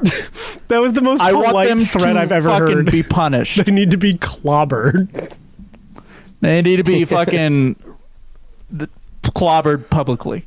Well, the same thing happens with lazy police. Like they won't go out and search for the people who have the warrants, but the people who actually like come to turn themselves in for the warrants are like, oh yeah, we finally got him, so let's make him have a hard time and book him in on the charges when they weren't even going to bother with going out and trying to find him yourself. You're the idiot who decided to show up to the station and turn yourself in the nice and correct way. Yeah, it's similar to that. It's like, so you're going to pay up because of course my girlfriend is not a citizen, so we're having to do it like she's having to play this like visa game. It's awful, and it costs so much money, bro? And you have to have so many like lawyers involved to make sure that all the paperwork gets done right, and it costs thousands of dollars. Like the craziest thing with the work visa shit was that the work visa, like someone has to sponsor you, and it costs them $10,000 to sponsor you. And on top of that, not separate from it, on top of that, they have to post the job publicly, and they have to wait 7 months for a United States citizen to not take that job. Damn, the military doesn't even get that kind of benefit at the post office. What in God's name? Dude, I can't believe that that's the system. Like, I already hated fucking Republicans before, and now it's just solidified me in the mud here. Like, I can't believe that that's a thing. Well, it's awful. As someone who probably falls more on the Republican side than you, I also agree that it is annoying that the government seems to only punish people who are trying to follow the fucking laws.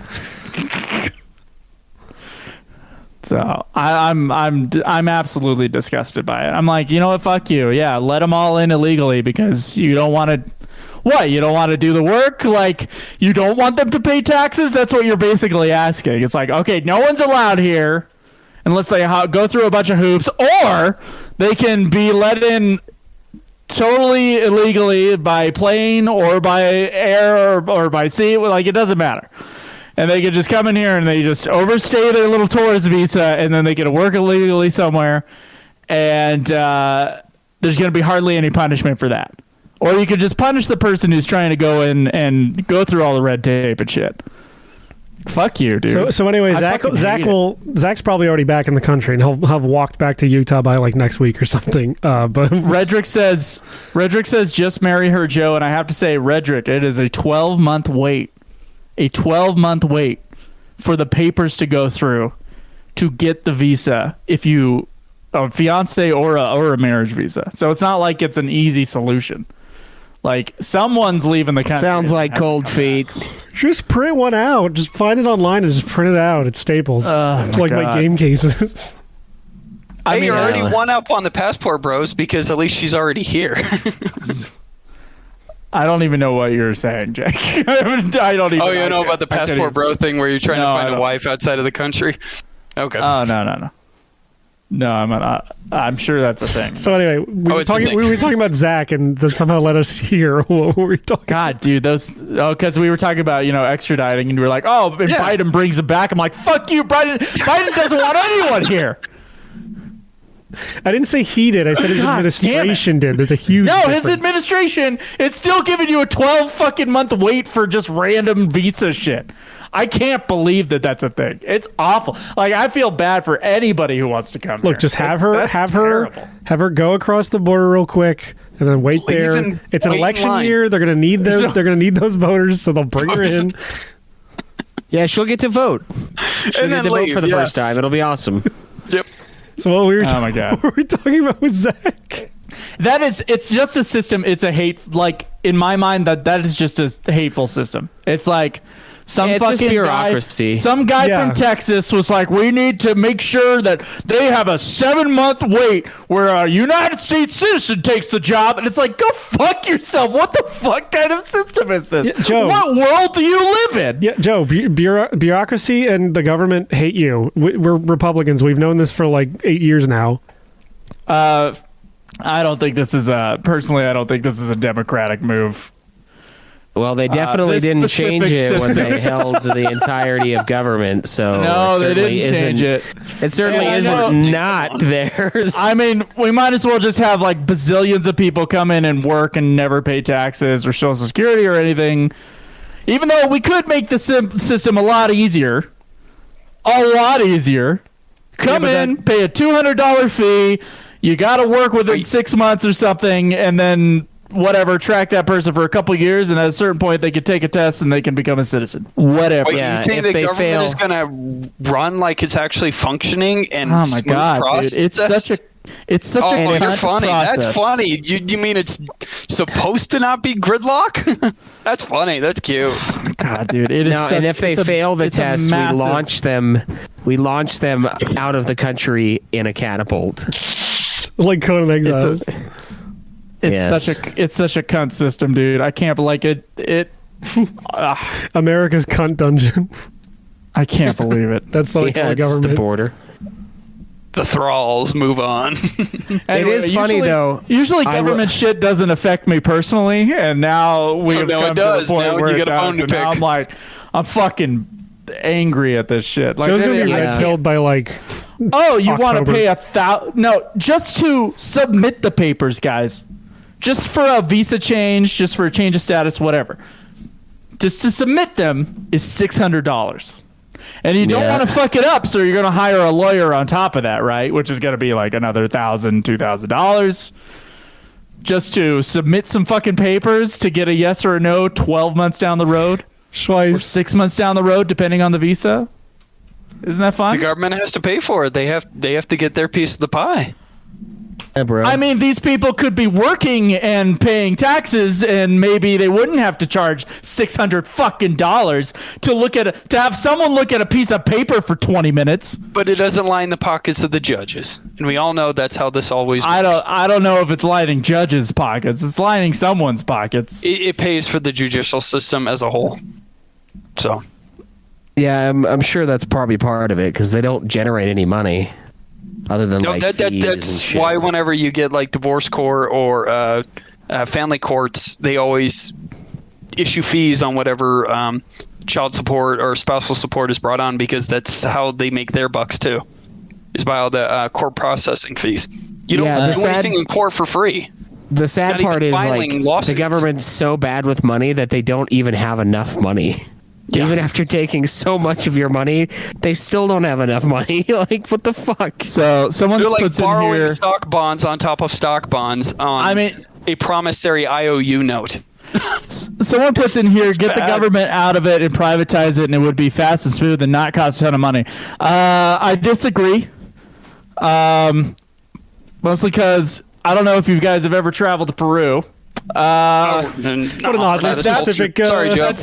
Here's what they do Yes, in very Peru. specific example. Everything is privatized, and they force you to go to a privatized company, which makes it every single process there a fucking pain in the ass. Like, you must have a private company transport you to this area. You must have this. You cannot. There's no way where that you can go without having to go through some private company that's been fucking pushed out through the fucking thing. And it's worse. It is worse. So I don't know. I think it Well, it's depends 'cause the on what the government of system Peru, is. not necessarily And, if that and would be privatizing what? So that more people can make it? Like, you're already privatizing the fact you kind of have to have a lawyer do it. So with this specific situation, like, you're already having to have a lawyer look at it before you send it the fucking papers. That's already the privatized step. Someone has to just fucking approve it. For It 600 would fucking just be bucks. approval from just circumventing the government and just saying, all right, is the higher up the CEO willing to spend the money to get the employee across the border, and there's going to be no government involved? Is the CEO willing to willing to cut that check? That's what I think that they're referencing.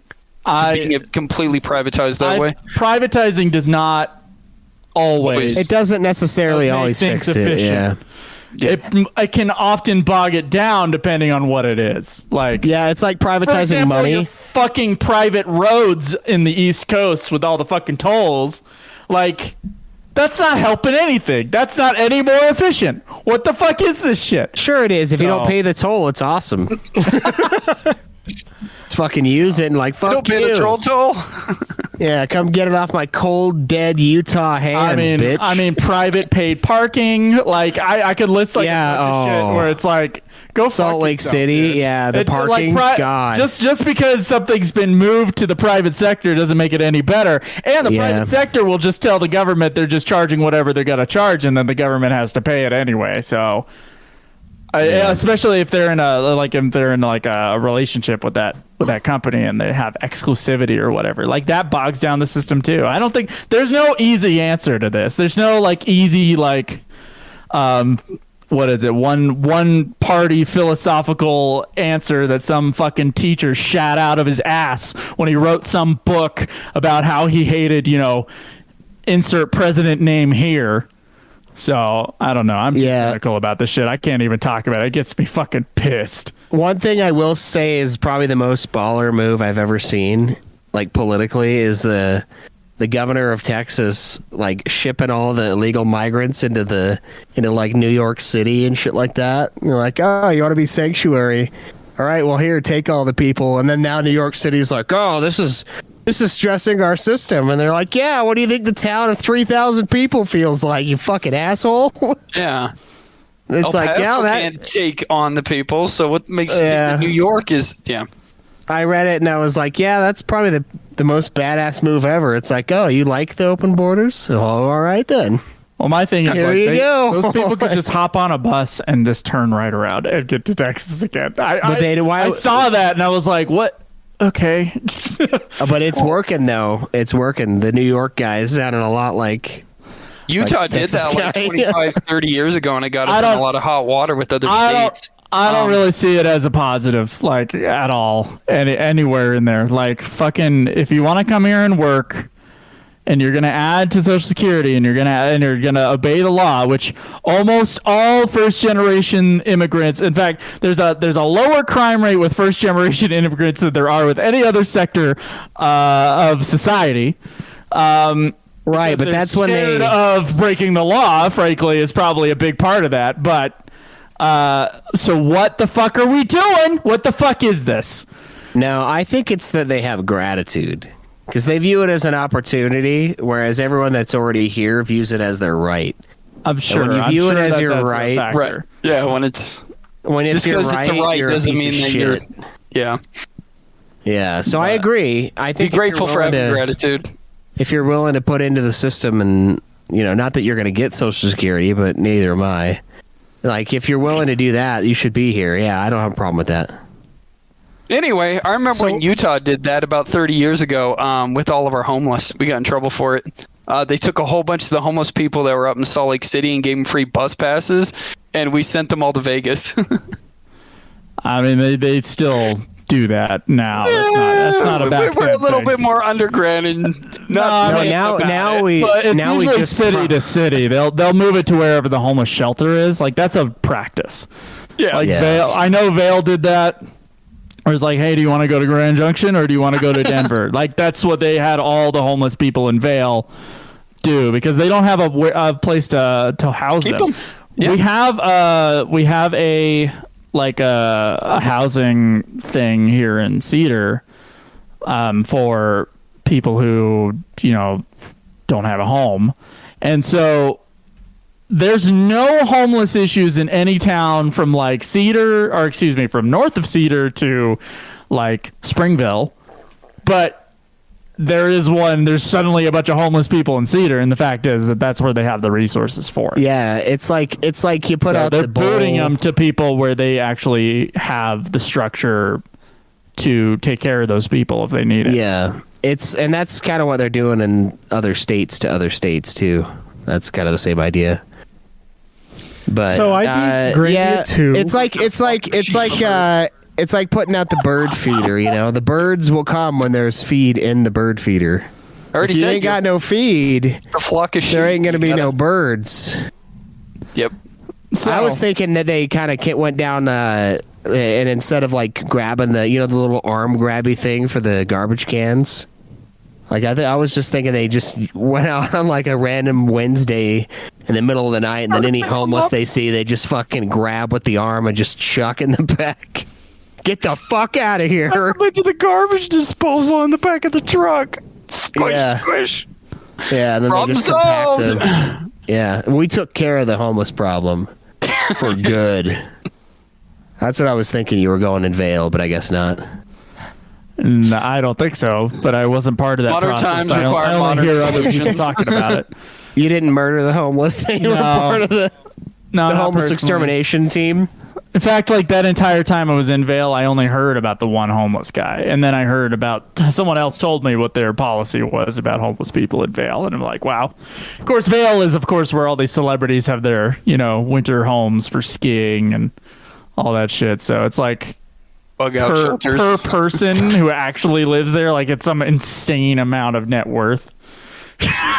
Yeah. So But see, Schweiss- the rich people don't want the homeless there. That's what that sounds like to me, but.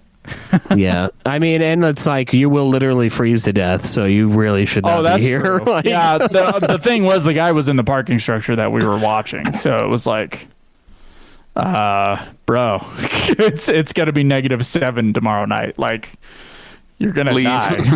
You want to die in this fucking parking station? yeah. Go to Grand Junction. It's a little warmer. So anyway, sorry about that diatribe. What was the question I asked? How was your Christmas? Yeah. Yours must have been wonderful. Yeah, I think so.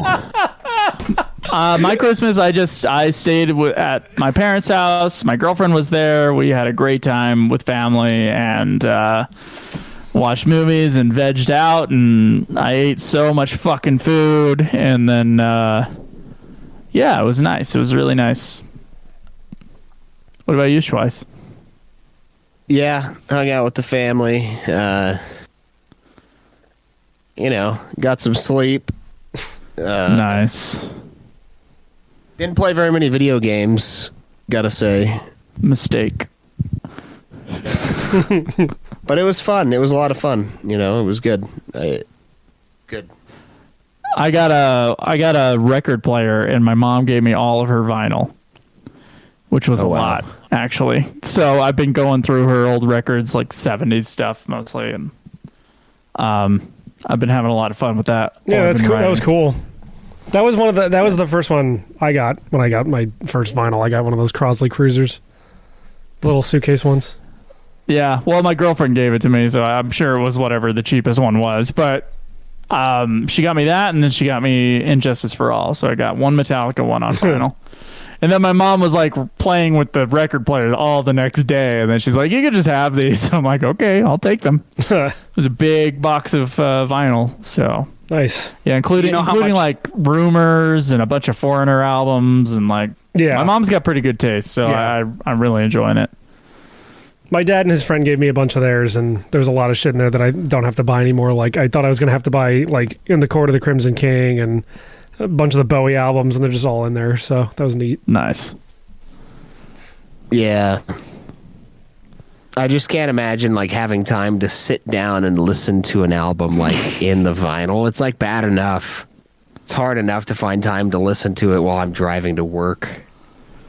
Like, Well, I clean or I write, so I try to get time to write, and that's a really good time to just flip on the vinyl. Because unlike when you're having Spotify and you're choosing songs and it's distracting from what you're doing, you kind of don't have a choice. I mean, you do technically, but you just kind of let it run, and then you wait till It's more of like a committal. it's off, and then you flip it activity. over. So, yeah, it's. I don't know. I wanted a more I've wanted a record player for like 3 years. And so, like, it's really exciting for me because I get that tangible, like, connection with the music I have. Like, it sounds pretentious, but, like, there really it is, like, there's, like, a thing where it's, like, this is, like, a big physical thing that plays the music. It's weird. It's hard to describe. You're actually forced to listen and appreciate the whole album as a whole if you do in fact not like it, the because you singles. don't just have the convenience to just skip that one song that's trash. You got to actually sit down and listen to the whole thing. Yeah, Well, I you mean, can the still albums are shorter generally too, so they're kind of better as a whole. yeah. When during the CD days they went from 8 to 12 tracks, and I think that's when you get in the CD days you get some filler. Well, and like a lot of the modern shit is usually like a two LP ordeal. So Well, yeah. You depend on how big the record is. Sometimes there's only room for 4 songs on there, and that's why it's a double-sided LP. They call it that, just to have 8 tracks on there as opposed to 4. Yeah. It's pretty sweet. I'm really liking that. What about you, Schweiss? Did you get anything cool? I got a shop vac. That's pretty cool. Nice. It's pretty powerful. I was like, damn, this thing's fucking. Is that just ridiculous. Oh, that come right out of me. You did exactly where I was headed, A4. Those shop vacs are something else. Yeah. So that was cool. Missing a few pubes, but Yeah. Missing a nut. Yep. But yeah, You're luckily, becoming very domesticated then, Schweiss. There wasn't any like big ticket items electronic wise. You didn't buy a ridiculous $200 copy sealed of Hooters Road Trip. You got a shop vac. come on. Yeah. Who are you kidding? That thing would be at least $500 sealed. Come on. No, Yeah. well, you have to have an Schweiss, when was the last autograph time- of. Sorry. No, you got to have an autograph of some of the women who starred in it with the Hooters thing. You got to have their signature on the sealed Oh, copy. if I could find a copy of Hooters Road Trip that says "Welcome to Jacksonville," signed by that chick. Oh man. Oh man. That'd be a pretty penny. Yep. I bet that doesn't exist anywhere. Caleb, have you ever used a vacuum? I'm just curious. Yeah. It's a We shop have vac. into his It's house. different. Yes. Wait, so you're telling me this thing like sucks up stuff that you don't want in your house? Yeah. Oh shit, that's crazy. Concept of cleaning. Oh my gosh, is that what the floor looks like? Yeah. My floor is brown? What? Jake, how was your Christmas? Pretty good. Hung out with family, nieces and nephews, and yeah. Nice. Did you get anything good? No, I didn't get myself anything good. I made sure that it all went to the nieces and nephews. I don't treat myself to too many things here and there, so Oh, they didn't make you cookies or anything? no.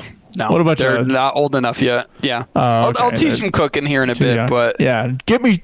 I always tell people, I'm like, I didn't expect a real gift because all I tell people is like, get me something consumable like candy, like cookies, or a gift card because I just don't want anything. Whatever I want, I can buy myself. Yeah. But I hopefully never. you switch that to just I the never gift was card like because I never put in the money for a fucking record player though, so that was nice. That was a good job on Laura's part, but yeah. well, hopefully you just switch it to gift cards because the consumables aren't really too good for the diet. Like No, we were off the diet for the week. So. Dude. cheat days, people. Come on, they're gonna be your downfall. 50. I lost like fucking 60 something pounds, bitch. Don't give me that cheat days. I used the bench press today or yesterday. Holy fuck, man, I am weak. Like I Yeah, had it I at ran through Because your 135. diet, your rolling 72s killed your muscle. You lost too much weight too quickly. You lost a lot of muscle gain from that. It's not necessarily just that you're losing muscle. You will slowly lose muscle over time. But it's also the fact that you don't have you're just not used to it. So some of it, your body is just like not putting any priority there. So if you were to move some weights while you're doing the fasting, like that'll be a little bit helpful. But it's just going to take like a couple days and then you'll kind of be back to form. You might not be totally on But it's strength, throwing, but- if I'm not mistaken, wouldn't that be just throwing all body composition off? Because I guarantee you during this rolling 72s, you guys probably didn't do much gym, right? So it's No. basically, you're telling your body to recomp itself from scratch, right? So I don't know. That could be like bro science. I don't know if I can get in the details there, but Yeah, half of the our shit's first thing already that's bro gonna- science, so we can't for sure say. oh yeah, nothing but Like- phallic diet. And Yeah. I'm Deep sure that's throat very, diet. very, the deep Deep throat diet. dieting. Come on, But bro. Vienna sausages and fucking pickles. Jesus Christ. Y'all are nuts Yeah. for that. I don't eat the fucking Vienna sausages. What the fuck? I Okay, eat you those may things not, are but edible. to Schweiss, it's a fucking delicacy. So Yeah. Just want to point out, first time chatter, Slew3466 says, "Can I get a foot cam on the guy in the white shirt?" Meaning me. And then he says, Oh, see- not one of our white shirts. Yeah, and go he check out his Yeah. fan.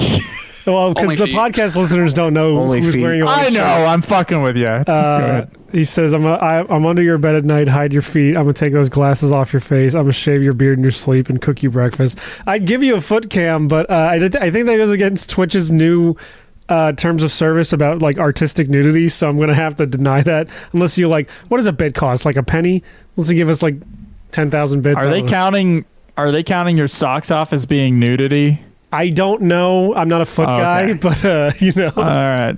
I was like, what the fuck?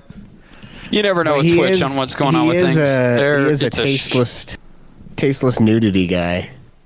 What does that mean? It's true. It means that you've been raging on the PS5 on Sony for years now. Yeah, because because they it's failed fucking to, annoying. Because it's like they'll because censor they shit that Nintendo allows. Because they censored the ass crack of a chick in Devil May Cry 5. Yeah, that's ridiculous. Ever since then, you've just raged and like shunned Sony. And yeah, No, I shunned Sony for a bunch of other shit besides the ass crack in DMC5, but that was like the final straw. That was like, it's the principle of the thing, Schweiss. That was the final crack that broke my back. But the rage at the fact that they would include the sex scene in Last of Us Part 2. And yeah, you know, did I throw up in my mouth when I heard the meaty clap of Dave Rubin grabbing Abby's balls to push him to the side so we could enter her? Yeah, I did. I threw up in my mouth a lot, all right, just like everybody else did. But I'm not so fucking dumb that I would think that an ass crack is more artistic than that. Does the art make me sick? Yes. Is it more artsy? Yeah, it is. If Okay? you think that sex scene in The Last of Us 2 is artistic, then you, my friend, are autistic. I don't know what to tell you. It's more artistic than a random ass crack of a chick in a game who's leaning forward to grab something. It just is. Even though it's foul beyond belief and it is a completely unnecessary scene. I know I'm like... And I don't appreciate it. I know... It is still more artistic than that fucking thing in Devil May Cry. Look, I know I'm like terminally online when it comes to this shit, but like I've seen comparisons from like certain games where like Sony will have a sensor thing with like a beam of light coming over a girl who's not even naked, and like Nintendo allows that shit. The baby console, the thing you call a toy, has like more you know, heterosexual Hey, sex toys nudity. are toys too. Yeah, well, I know, but you have a problem with the Switch being the best console of this generation, and I don't know why. Because I don't even think of it when I think of this generation, dude. I honestly it's don't probably even last think of it. generation, honestly. But like, I don't know, with the Wii, It's came a out at a weird time. mid-cycle thing, yeah. It's an RE 2.0 cycle. Yes, but what I'm saying is the baby toy has more heterosexual nudity on it than your Seto Kaiba cosplay space heater that plays movies and doesn't do much else. So, I mean... I do watch a lot of movies on it. Yeah, I know, because there's no games on the fucking thing, so what else are you doing there? Yeah, I went on a tirade earlier this week on the Discord about, like... And it's not even like the censorship shit with Sony is like the one like thing that breaks my fucking back. It's like they did that One of like it's several one of things. it's one of several things, but they had those Insomniac leaks, and it's just making me realize like Sony really needs to fucking like scale shit back and like make more or have more AA or like lower budget. What was the studios under their fucking Insomniac belt. leaks? What, like making Mary Jane look like a fucking... Well, I mean, like everyone They're already knew. making Cretan more or what? Marvel-esque games that aren't kind of unique enough. They're kind of like keep on doing with the Spider-Man formula. They Well- also leaked like Wolverine, another Spider-Man game. Yeah, another Ratchet and Clank, but it just seems like it's a bigger AAA, same type of game again and again and again being recycled instead of kind of like a new IP or something different. Well, Insomniac got like hacked by some ransomware people, and they leaked like a bunch of shit, including like a bunch of like numbers from Sony's insider shit. And it just seems like a lot of these games, even if these games are making a lot of sales, their budgets are so overinflated that like they're just not turning that big of a profit. And it's just like, it seems like a problem that Sony's had for a while now, at least like the past 5 years or so, where they're trying to make like every single one of their studios be Naughty Dog. And that's like a problem, because it's like, yeah, I know you want to have like this big prestige, like, look at our graphics, look at our storytelling, kind of like, even though all the games are the same fucking third person, over the shoulder, action adventure, hyper realistic, hyper cinematic game. But like, I think what Sony really needs to do is sort of like move shit back and make smaller, lower budget games where they can take a risk on putting out a new IP. I mean, like, I'm not like an Xbox fan or by any stretch of the imagination, but they put out Hi-Fi Rush earlier this year, and that was like seemingly a success just by the fact that it was like a smaller budget game that kind of literally just dropped the day of, and a lot of people appreciated it for that. But every Sony game nowadays just seems so fucking overblown that it's like, even if it does sell a lot, it's not making much of a profit, and that's worrying to me as someone who wants to see like this fucking medium. I want to see more than 5 games on an entire console generation. Well, that, and they have like 4 IPs to their name at this fucking point, so they're like, well, we have to make like the big God of War game and the big Ratchet and Clank game and the big Naughty Dog game and all that shit. But like, it's just annoying because like Sony used to be such an experimental and like fun studio, or publisher, I should say, and yeah. As of the past few years, it just seems like they've been going for like the real Oscar bait type shit and like nothing else. And I get They've shut down small studio after small studio because of sales of games that didn't turn as much of a profit they wanted to. So it's turning into a bit of a instead of investing $10 to get $100 reward, we want to invest $1,000, and if we want to get $1 million reward right here, right now, instead of slowly building up with a whole bunch of games, which you could say is a fantastic library, like what we talk about with the PS1 or PS2, we want 10 whole games during a console generation that's going to get us our profit, but there's only going to be 10 whole games throughout the entire life cycle of a console. Yeah, what happens if one of those is not your cup of tea? Now you're down to 9 games that you spent $600 on a console for. They've shut down tons of smaller studios, and there's very few studios that are actually to keep up. Insomniac has been keeping Sony afloat for the past 6 years. Like, look, the problem with that as a statement is that one of the big reasons why it feels like there's no PS5 games is because they just keep releasing everything on the PS4 because they're fucking morons. I mean, they need to go to the studios and they need to say, Capcom, Resident Evil 8 is a PS5 game, not a fucking PS4 game. I realize you want to sell a lot of copies, but guess what? We want to sell a lot of games or a lot of consoles. So you're gonna fucking put it on the PS5, and that's how it's gonna be. I mean, so it's like, you know what they never did before? They never fucking put a game. They rarely put a game on the PS2 and the PS1. Why the fuck would you do that? The PS2 is out. You don't put it on the PS1. That's just retarded. Now, that's all they do. So, yeah, it's like, oh, they only have 5 games. Like, well, if you think about the games of, like, my library of PS2 games, you know how many of those are first party? Like, fucking 2 of them.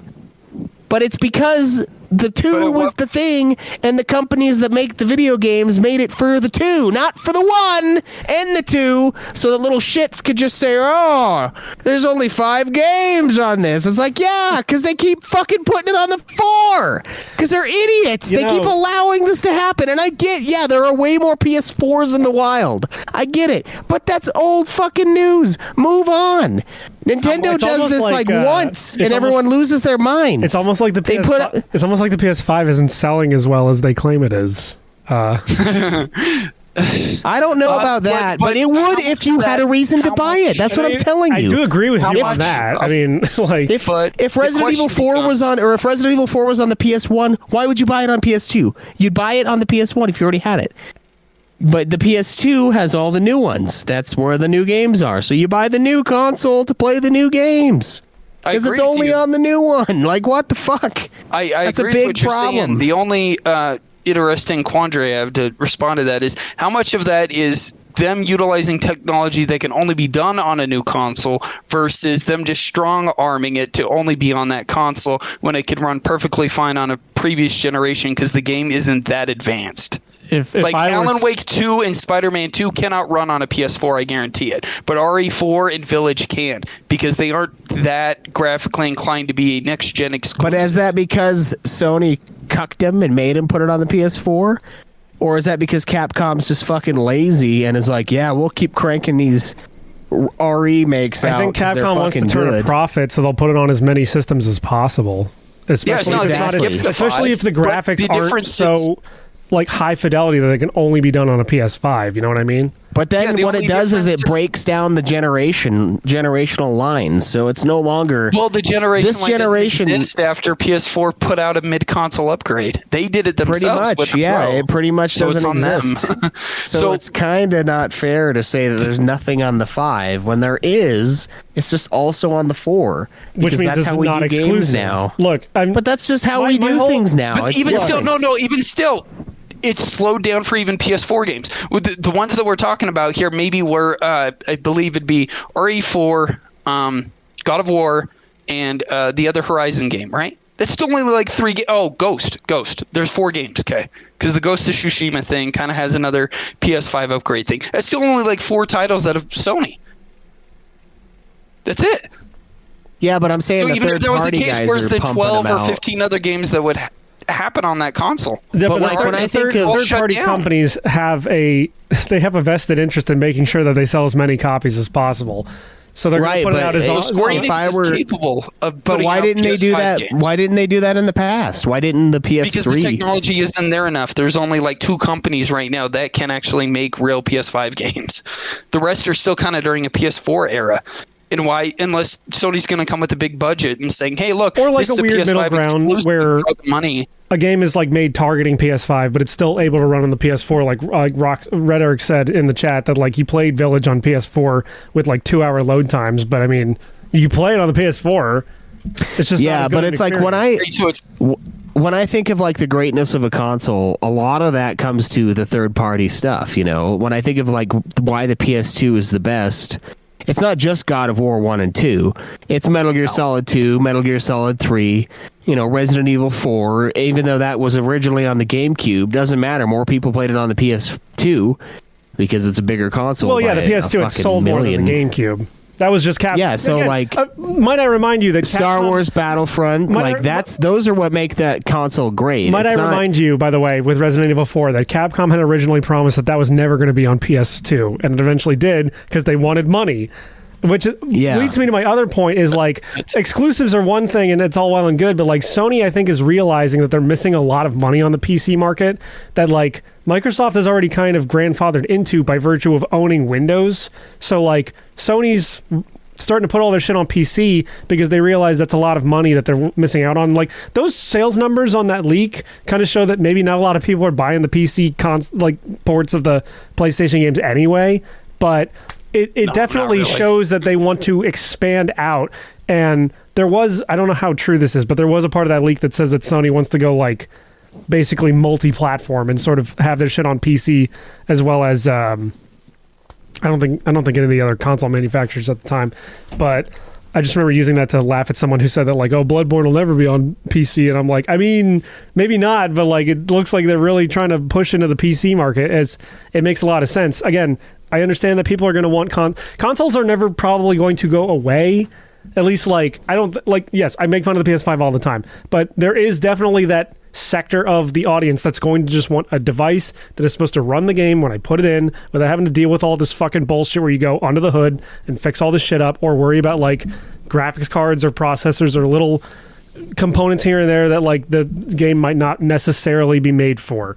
I completely understand that, but PC gaming has got more accessible over the past few years, and I don't blame Sony for wanting to try and put their software on there in order to try and like get those extra sales. I mean, for fuck's sake, they own MLB The Show, and I think that's on Xbox now, which like it's weird seeing a PlayStation Studios logo on an Xbox console, but you can see that if you buy that game. Granted, it's baseball, so who gives a fuck? But like, a lot of people do. So no one's buying it. Well, I say that, but like, Especially since it's on Xbox too. well, I don't know, man. I feel like a lot of the people They're not buying it; they're Game Passing it. So yeah, they're Game Passing it. But like, no, my point being, like, I feel like a lot of the people that still buy consoles in this day and age are either like diehards for the brand, or they are complete normies who are just going to buy like the newest NBA 2K or whatever the fuck. And that's gonna be like one of the 3 games they buy, besides like maybe Call of Duty and fucking, I don't know, something else, some other casual game. You mean early adopters to a console? Not even early adopters. I just mean, like, I've always said that, like, the people, like, PS5's like main, to me, what it seems like PS5's main like demographics are either like super affluent white dudes in the suburbs or people who live on food stamps, and that's it. And the people whose PS4s burned alive and the people didn't want to buy a Pro. I've And said also live in the myself, if my suburbs. PS4 takes a shit, I'll buy a PS5 as a replacement. Right. I don't mind. Yeah. It's just like I have no reason to do it now because my PS4 works and nothing on PS5 is anything that I either want to play or can't play on this machine. So it's just like, and I mean, like, say what you will, Yeah, and but that's- say what you will, but like if I want to play, and this is a bad example because it's a remake of a fucking almost 30-year-old game. If I want to play the Mario RPG remake, I can only play it on the Switch. I can emulate it, sure, but like if I want to get like the actual authentic experience, I have to own this console. And Sony just doesn't have that with the PS5 right now, and it's very worrying to me as someone who used to be a big fan of Sony until they kind of decided they didn't like me anymore. And people like me and just decided to only make games for people who like The Last of Us. Look, And bro, nobody likes you, but The whole quote is just there's not enough studios. They've shut down too many studios that weren't making enough of those games to sell the consoles. the real kicker for me was when they shut down Japan Studio, and it's like, what are you actually fucking doing? Like, I haven't played Astro's Playroom or whatever the fuck the like PS5 like pack-in game is, the one that's built into the console. Yeah. But it looks super cute and super imaginative. Rescue and it's just Mission? like, well, I really like, I have Rescue Mission for the PSVR, and that game is fucking awesome. That's like one of the coolest VR games I've ever played on any VR system, let alone the PSVR. But then like I see that they have this Astro Bot character, and they have like this packing game for the PS5, and I'm watching someone play it on YouTube, and I'm like, this looks amazing. Like, I wouldn't pay $600 for this, but it's like, this is where like the It leads imagination. into numerous types of those games. Once you start stacking up, you're like, oh, there's now 4 or 5 of these types of games. That's worthy of me buying something. Well, it's So like, a lot of those titles all together coming together can help with that. what I can tell from Astro's Playroom is like there's a lot of imagination, a lot of creativity, and a lot of like respecting PlayStation as like a long-running brand, which is really cool. And then they go and shut down that studio. I mean, they did like rope that studio in, like, I guess to like Crap. whatever, but like Japan Studio had made other shit than that. Like, they made Gravity Rush, which is a great series that Sony decided they just don't want anymore, I guess. And they made a bunch of other stuff. I'm sure the guy who left the company doesn't want to make another Gravity Rush too. Yeah. Since he formed his own company. I'm pretty neither sure here like nor there. I'm pretty sure Japan Studios behind like Eco and Shadow of the Colossus and a bunch of that Yes. stuff. Yes, it was. Yeah. But it's just like the other thing is They're just- responsible for a lot of kind of like third party ringing in under the SIE brand of Japan Yeah, like, Studio in like, order didn't to they do get Siren? publishing done for them. And like no one played Siren, but still, it's like it's a Yeah, unique Siren, because thing. Siren is the exact same guy who did Gravity Rush, by the way. Yeah. And he did Silent Hill 1. So Yeah. But like it's frustrating because it's like you're a Japanese company, or you were, and then you move your headquarters over to California, and then you just completely like forsake that entire side of your business. And it's like, I'm not sure why you would want to do it like that, but go off, I guess. I don't know. It's just frustrating because I used to be a gigantic fan of PlayStation. Like at the height of the PS4, like maybe 10 years ago, like when it first came out, or like right after it came out, and Xbox was just taking a giant shit with their like, oh, you always got to be online, you can't use games. And it was like, yeah, I'm glad I'm a PlayStation fan because this seems great. And And then, Sony like, ended up doing the same shit well, anyway. yeah, just they it's weren't like announcing it. all the goodwill they built up But over the beginning of the here we go. PS4 generation, they just completely got rid of it over like the last few years. And I'm just like, I don't see any like.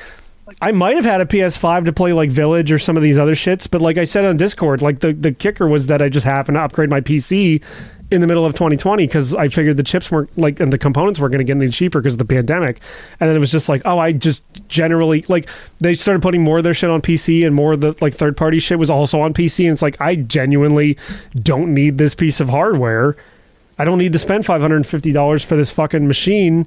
And the rest of the internet kind of seemingly noticed that too. Like we're getting a weird like an echo of like the early PS3 era where like, oh, the PS3 has no games. Oh, the PS5 has no games. And it's just like, I want Sony to get back to making like a system that has a lot of shit that's like, my PS4 has a lot of stuff that I can play on my PC, but it has stuff that I can't play on anything else. Like I can't play Bloodborne or Battlezone or Odin Sphere or any like, for a while I couldn't play Death Stranding on anything but that, but it's just like, it just makes me pissed off because it's like, the way they're running their business lately seems very out of touch with like the common gamer, and I don't really understand why they're doing that, but it makes me sad, and it just makes me kind of fucking like wistful for the days when I cared about this company and I cared about like Sony in general. So yeah. A4, speaking of things to care about, how was your Christmas? My Christmas was great. I hung out with, like you guys, I had a lot of good food. I hung out with family and friends, and I didn't get a PS5 for Christmas. Not that I asked for one, but I didn't really get much of anything like huge or big, honestly, because I didn't really like make it known that I was like asking for anything big or whatever. I'm like you guys. I just buy anything I want, and I'm an insane person like that.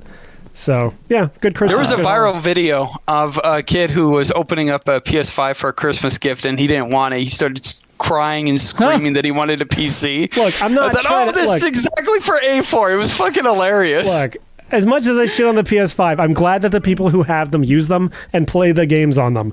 I'm just saying, for me personally, I like having the PC, and I don't see any reason to have a PS4 now that I have one. Speaking of playing games... Speaking of playing games, has anybody beaten a game? I guess since January 1st. What? It's like, I guess, do we go over last year's stuff? We probably need an After Dark. Oh yeah, no Hog this year, guys. The fucking app is completely broken, and I'm not dealing with any of it. I have no idea. So Hog League is canceled. No, we already canceled it earlier. Yeah, like we canceled exactly. it. I mean, we didn't cancel it. Matunica canceled it, but it's whatever. Yeah, I tried getting a hold of him and figuring out what was going on, and it makes. I didn't think we would go a whole fucking year. I told you guys. What did I say last podcast episode I was in? I swear I put my testicles on the line. I beat all the games by like June, dude. You got it done. Others didn't. I wasn't exactly like. So the last game, said it wasn't going to finish in 2023. I put my nuts on the line, and I was right. The last game I beat in 2023 was Grandia 2.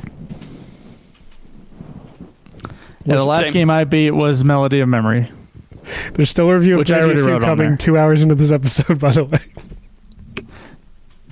We should probably know the format by now. Though. So, I don't think we had any other games beaten unless Zach beat something, but King Hog for the year. No. The year of our boar, 2023, is A4 Extreme. Wow. With 32 games beaten. Congratulations. Those are rookie numbers. I'm like fucking angry, dude. Fucking bitch made. Second place is fucking 4,800 games this year. Yeah. Not quite.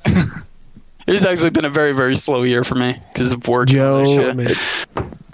Joe's got second in 21 with 21. I'm in third with 19. Zach dead last.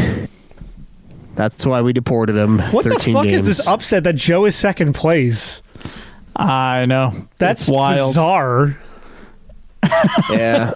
I mean, I could have done a couple That's quickies, the highest I've ever charted. Someone has a shit ton of kids. The other person is putting up camera numbers. By default, he becomes second place because the other two hosts. I guess, yeah. It's not that hard to. He's putting in camera numbers. I like how that's a. He is, though. I was going to say, you're lucky. You should be lucky. Numbers. You should be lucky Cameron's not on this fucking show anymore because.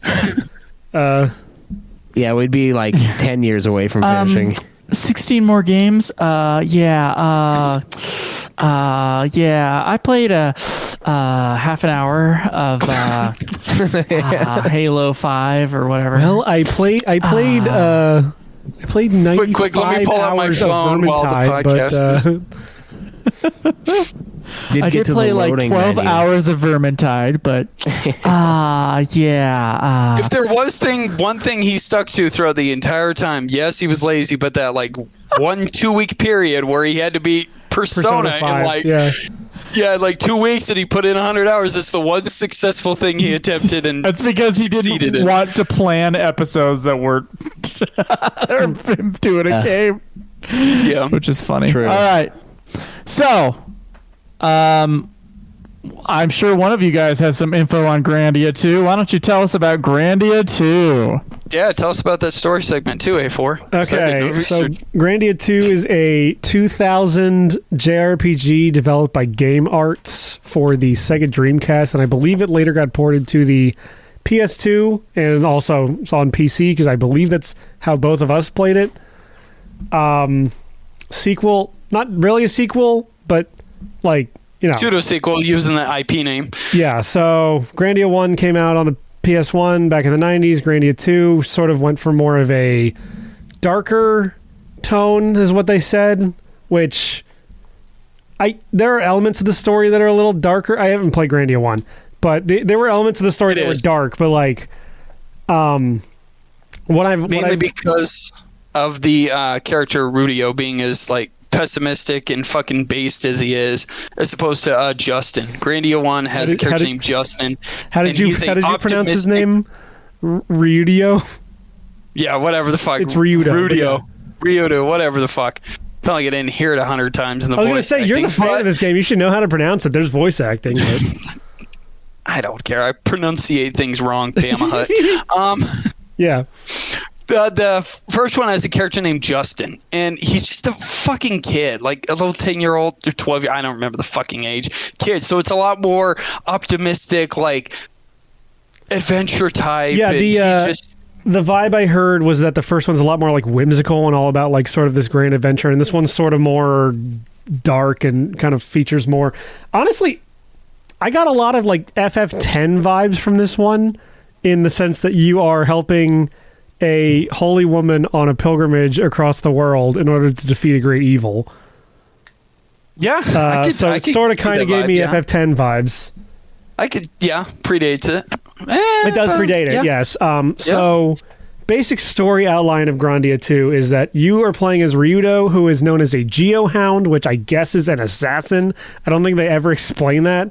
I didn't really talk to a lot of NPCs. I'd get more of a merc than an assassin. Sure. Like, he's willing to do the odd job here and there. He's a hired gun or a hired sword in this case. Oh, Jesus Christ, Joe jump scare.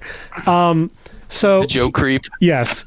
So Ryudo and his bird companion Sky, who is voiced by the Colonel from Metal Gear Solid, they are hired to protect a bunch of girls who are songstresses for the Church of Granus, and Ryudo is not a holy man by any means, but you know, he likes money, so he decides to take the job.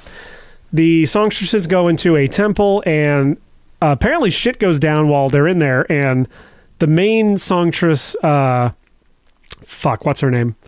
Elena, she gets Elena, whatever. She basically gets possessed by the dark god of Valmar. The dark god Valmar, and she becomes the Wings of Valmar. And the entire lore behind this world that this takes place in is that there's the good god Granus and there's the evil god Valmar. So Granus is God, Valmar is Satan, basically. And Valmar is constantly threatening. The people are saying that Valmar is constantly threatening to come back and resurrect himself and enact basically the Day of Darkness, where a lot of people are going to die and the world's going to end, more or less. So, World of Ruin. Yeah, more or less. Similar. So then it basically falls onto Ryudo he gets hired to protect Elena and try to take her to the Holy Capital so that she can talk to basically this version of the Pope, so that he can try and extract the evil from her. And along the way, they meet a bunch of characters that join in their troupe, including a circus performer named Rowan, who actually turns out to be a prince of a distant kingdom. Prince. A child prince. Or you have to hit the JRPG child trope. Yeah. As an annoying voice actor. I think it's when I played it, I thought it was Laura Bailey because it sounded like Shin-Chan. Laura Bailey being like Abby from The Last of Us 2 and a bunch of other shit, and like a bunch of anime I know roles. her. Yeah. It's not, apparently. I didn't really recognize a lot of the roles that this woman did. There's a lot of like big name voice actors in this, like from the time. Like Ryudo is voiced by Cam Clark, who I believe was the original Leonardo. He's also Liquid Snake, so we got a lot of Metal Gear Solid voice actors in here between Liquid Snake and the Colonel. They also meet up with I want to say Magra, but that's not his name. Marek, yes, Marek, who's like a beast man from like a jungle kingdom far off. And it's just general JRPG stuff where you go from town to town, solve little mysteries, have these little storylines play out. And it basically feels like Baby's first what if organized religion bad plotline, especially when you get to it's definitely when you get to the town with the girl who like is sending all the people away to like sleep, and she has like that field of fairies, and then like the crazy religious lady comes in with all the knights, and she's like, we basically have to kill this whole town to get rid of Valmar. And then you're like, whoa, hold on, we can solve this. And I'm just like, it's the religious zealots in a heartbeat. Yeah, just like right in the nutshell. Which only kind of gets worse as you get further in the game, as I found out. Oh yeah, let me just slit my hands here and summon the demon lord. Well, and I mean, and who ends up... This is not a metaphor for the Catholic Church in any way, shape, or form. Well, and the person who ends up being the final boss, and it's like, damn, that I could have called that no matter what. But yeah, you basically mean the holy man, the literal man who is tasking you with spoilers this for a entire 24-year-old game, but the Pope turns out to be the bad guy. Well, usually the Catholics don't like their children that old to molest them, but yeah. I don't know how fucking old these characters are in this game, but no, I mean, like, yeah. So you the age of the game, not the age of consent. Good God. Well, it is. The entire game is a religious metaphor because the entire guy who has decided to put you on this task is in fact working for the opposition, trying to resurrect the devil and not trying to save the universe from the day of darkness. Yeah. So the plot really starts falling off the rails by the end, where like by the end of it, the Pope is the bad guy, but he's just like, I'm going to summon the devil because then everything will die, but then I'll live and then I'll create a perfect world. Just me the whole time. Yeah, and it's like it's really not that shocking, honestly. But no, it really, okay, so it gets weird too because there's these characters that are possessed by parts of Valmar, which is basically Satan. So you have the wings of Valmar inside of bunch Elena. of vessels. You have the wings of Valmar inside of Elena, who becomes her own character called Millennia, which has like her own agency and her own ability to like show up whenever she wants. I think it's a dark side of her. It's a dirty girl panties phase. Yeah, it is a dark side of her until that character dies, but then comes back later as her own character separate from Elena, and also she's a part of Valmar, which the bad guy needs to finish the resurrection, but he kind of just says fuck it anyway and tries to do it. And I'm just like, who is this woman? Because like that was really confusing. Even in the I still epilogue, always viewed it as Elena. Yeah. Even in the epilogue, she's her own character. She becomes like a teacher and like helps a bunch of kids out in one of the towns you visit. And I'm just like, when did Millennia become like her own character? I thought she was just like evil Elena. But yeah, fuck it, I don't know. That don't make like a sense to me. Yeah. Well, and even like story points for that. Later in the story, again, spoilers. Ryudo gets possessed by the horns of Valmar, and like there's like a fake out near the end where it's like, but what if you are evil all along? And he like pick the side of darkness, please. Yeah, and then he's like, no, and then like I guess that just never matters after that. Like there's like a moment where like he gets there's a Sora line, like the light will never. Like he basically goes into this machine that's promised to be like, oh, we're going to remove the evil part of you, but you might not survive the process. And there's like this supposed to be a heartfelt scene between him and Elena, and I just wasn't really feeling it at that point. But like he goes in and like, darkness that'll ever leave me. Kingdom Hearts, save me. well, he goes in and you have Valmar being in there. He's just like, what if I offered you the power to save everyone? And he's like, no, I won't become a dark god. And then he kind of just becomes like one of the enemy sprites anyway. But then he's like, no, actually. And then he flies. His soul gets trapped in one of the random NPC enemies. Yeah, it's really weird. And then he flies out of the lava and he's fine. It's very confusing near the end. I don't really know how to describe it. But I do know how to describe the basic gist of the story, and that it's like very like turn of the millennium RPG where it's kind of simplistic. It's going for some darker, more like complicated themes, but really like it really does feel to me like baby's first like what if religion bad kind of storyline. They lay it on real heavy, and like especially Ryudo at the beginning where he's like, I don't care about your puny gods, fuck you. And it's just like the whole time I was playing, I thought when I heard Ryudo say stuff, I was like, I bet Branny, friend of the show and friend of us, Branny, definitely aligns a lot with Ryudo and his like super agnostic views in this game. It just kind of there's a couple of bass lines that he's like, women only lead to problems. And I'm like, he's not wrong. It's just like no, but like I will say Ryudo goes through quite an arc in this game. He definitely becomes a more likable character as the story goes on, and you find out why he's a jerk later on in the game because of his brother. It's a little off-putting at first, but I guess it's supposed to be. And he does have a good character arc through the course of the game. I think it definitely pays off. It feels a little too edgy at the beginning for like edgy's sake. Yeah, it's giving a End of Days, like if you remember that movie, like just the whole turn of the millennia thing, be like, oh, Satan's finally gonna rise, it's the year 2000. Yeah.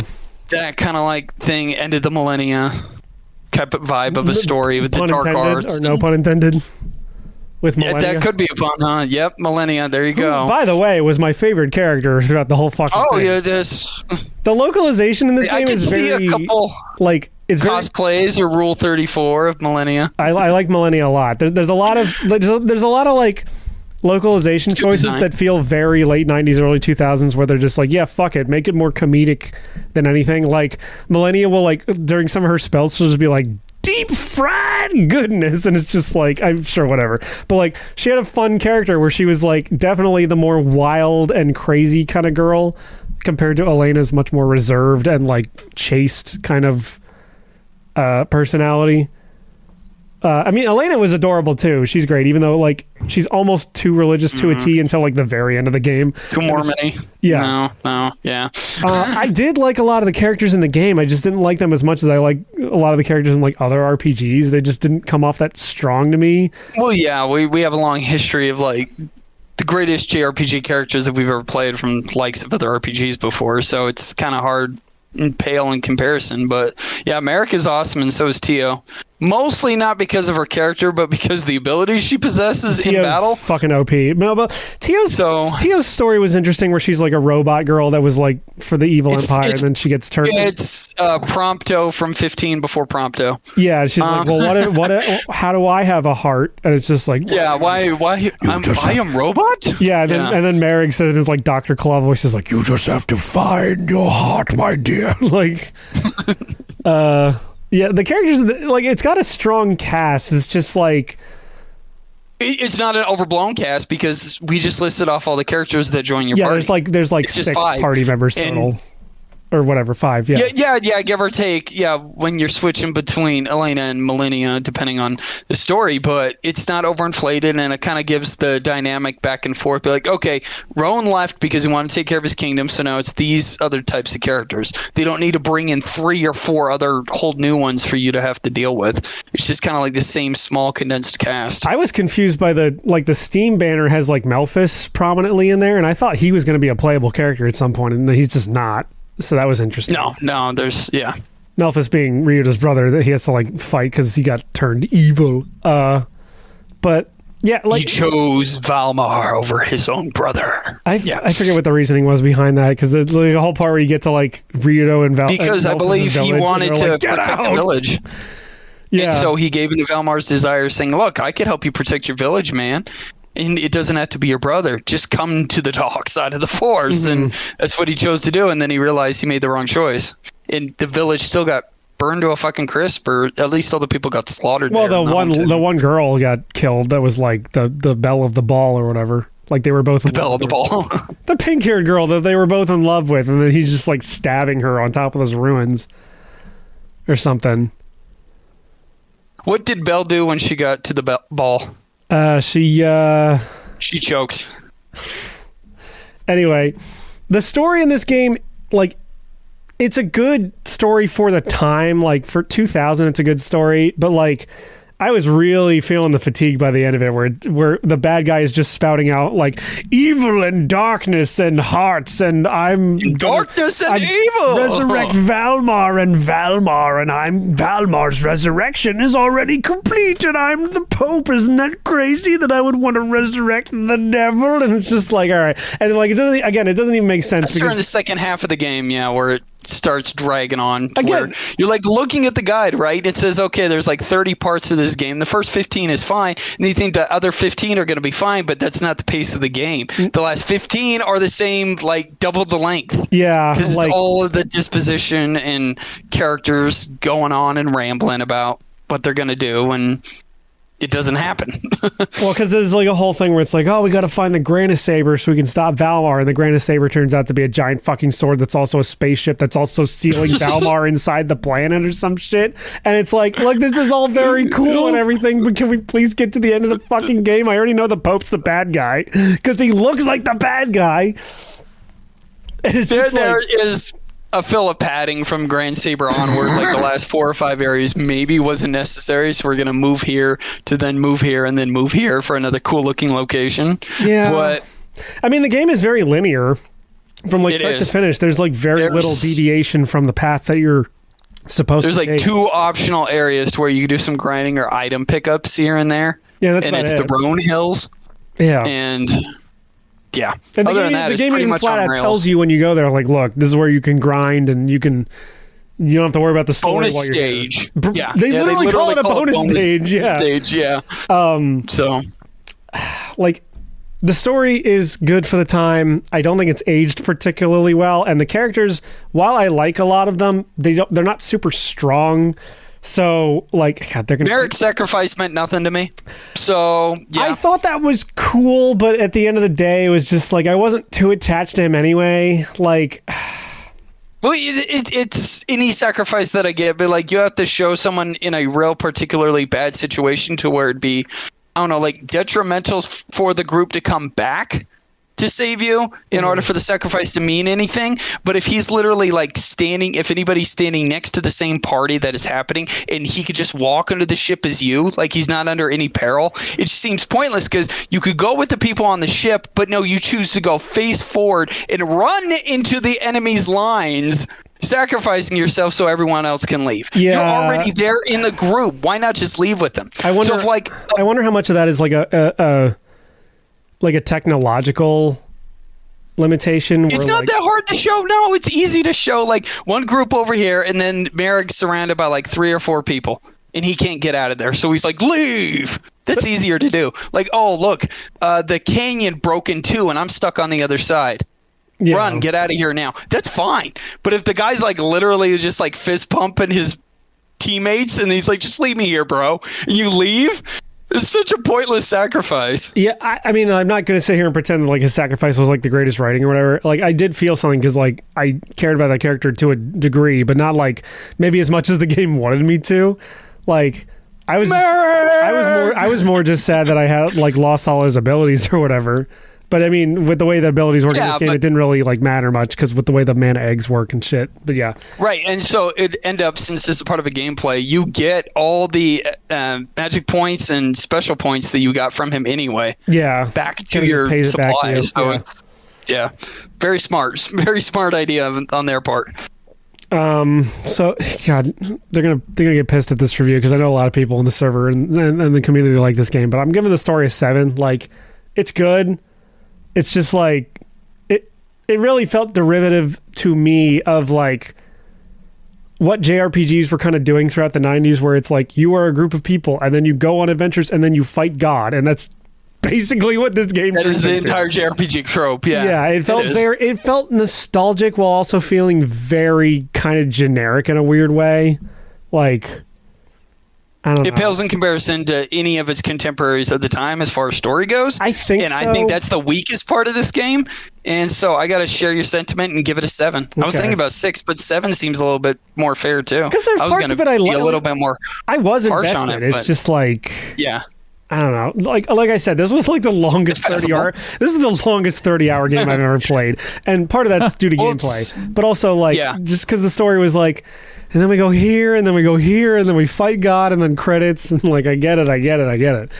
So how But does most it play? JRPGs that way. It's just how well you're able to mask the linear path, how well you could deviate from the so-called path. Because I you think look this at game some does of a the good greatest. job, for the most Yeah, part. it does. It does. But some of the greatest JRPG of all time, you look at them, they are linear as fucking shit too. It's just they do a great job of masking it without you even realizing how linear something like FF7 and 10 really are. Yeah, especially 10. Yeah. As for gameplay, really good Bread battle and butter. system. This This is a really good This is the battle key. system. It's kind of like this weird. It's almost like a weird combination of like active time battle mixed with like is ATP. mixed with like a weird. Like the characters are running around and moving on a 3D in like a 3D arena. And so you have like a wait period on this bar that you and all the other enemies are on. And then when it gets to the end, you can choose that character's action. And the action, depending on what you choose, will either take a little bit to go until it executes, or it'll go like right away. And Yeah, there's a normal move, and then it's called the act part. And so after you've selected what you've wanted to do, you have a little bit of time in between there for other people that could pass you, or depending on the type of spell or ability that you're using, it could go a lot more slower in the act area. And so other people can come by and like cancel you. yeah, and like So enemies there's a can do it huge too. strategic. Yep, there's a huge strategic like area in this game that you can milk very, very well to just break this game if you know what you're doing. Yeah, it But- basically comes down to like timing and positioning. Like if you know that like you're going to be able to get your attack that Healing. cancels off before the enemy can get their move off, then you can do that, and then you'll cancel their attack out. And the whole gameplay is kind of built around like figuring out like where you are in position of the enemy and what the timing of your attacks might be, and then canceling them out so that they get pushed back down the timeline, which they can do to you too. So you have to sort Yeah. of like prepare and be careful for that. And they give you It's a a lot. very unique strategy. It's cool. Yeah, I'm not doing a great job of describing it, but it is very fun, and you get the hang of it very quickly. But it is definitely one of those things where the more abilities you unlock, and the more you sort of figure out like what abilities can cancel and what abilities hit like all enemies or like only a certain amount of enemies in like a circle or a line or whatever, and you're sort of Grid, figuring, yeah. yeah, and you're not even a grid because like it's all very free flowing. There's no set positioning or grids for anything. It's just like this attack does a circle of damage in a certain direction, like around one target, or this one does a line like targeting one target, but you might be able to catch other people in the crossfire as well. And like certain attacks cancel, and certain attacks have the ability Lower attributes or cause status effects. So you yeah, can, yeah. But like the big one is canceling enemies' attacks and sort of like sending them back down the timeline. If you're really good, you can get it so that you don't get hit at all, which like they even know this because there's a separate victory fanfare just for doing that. And everyone Yep. also has like separate line end of battle lines just for like not getting hit. Yeah, it's a cool battle system. The actual map traversal itself is kind of mad, but that's like of the time. It's like very 2000s RPG, sort of just like You're really trying to get your camera angles right on a 3D environment that not too many people were doing at the time. I that guess. didn't have a camera panned behind you. Because it it's- is fully 3D, not some weird 2D behind the shoulder or 2.5D thing. Well, It's yeah. one of the first full 3D like RPGs, so it's kind of hard to judge how you were going to go about that from a design standpoint. So yeah, the camera could be a little bit finicky. definitely in town traversals. I think the most You're finicky trying to part figure out where to go. of the camera for me was the fact that like it doesn't zoom out enough when you're moving. So like when you get into an area that's kind of maze-like or has a lot of splitting paths, it's very hard to figure out like where you are after a certain point. Yeah, It's you don't very want to easy go the get right lost. way because, you could very easily get lost. You want to go the wrong way so you can grab the items you want. Yes. Because you know it's in a chest down there, and then oh, shoot, what do I do? This. You almost got to kind of do the old school, write down a map in your own head. Be like, Sorta, I kinda. went down this path, so you got to remember, okay, when I come back at the crossroad here, like it's a corn maze, I now take that road upwards instead of left. Which gets worse when you get to like later dungeons where it's like, oh, now we're flipped upside down, and the path we were on before, now all the gates that were blocking a path now are down or whatever. Are you referring to the reverse dungeon? Because all you got to do is go the exact path that you came the first time.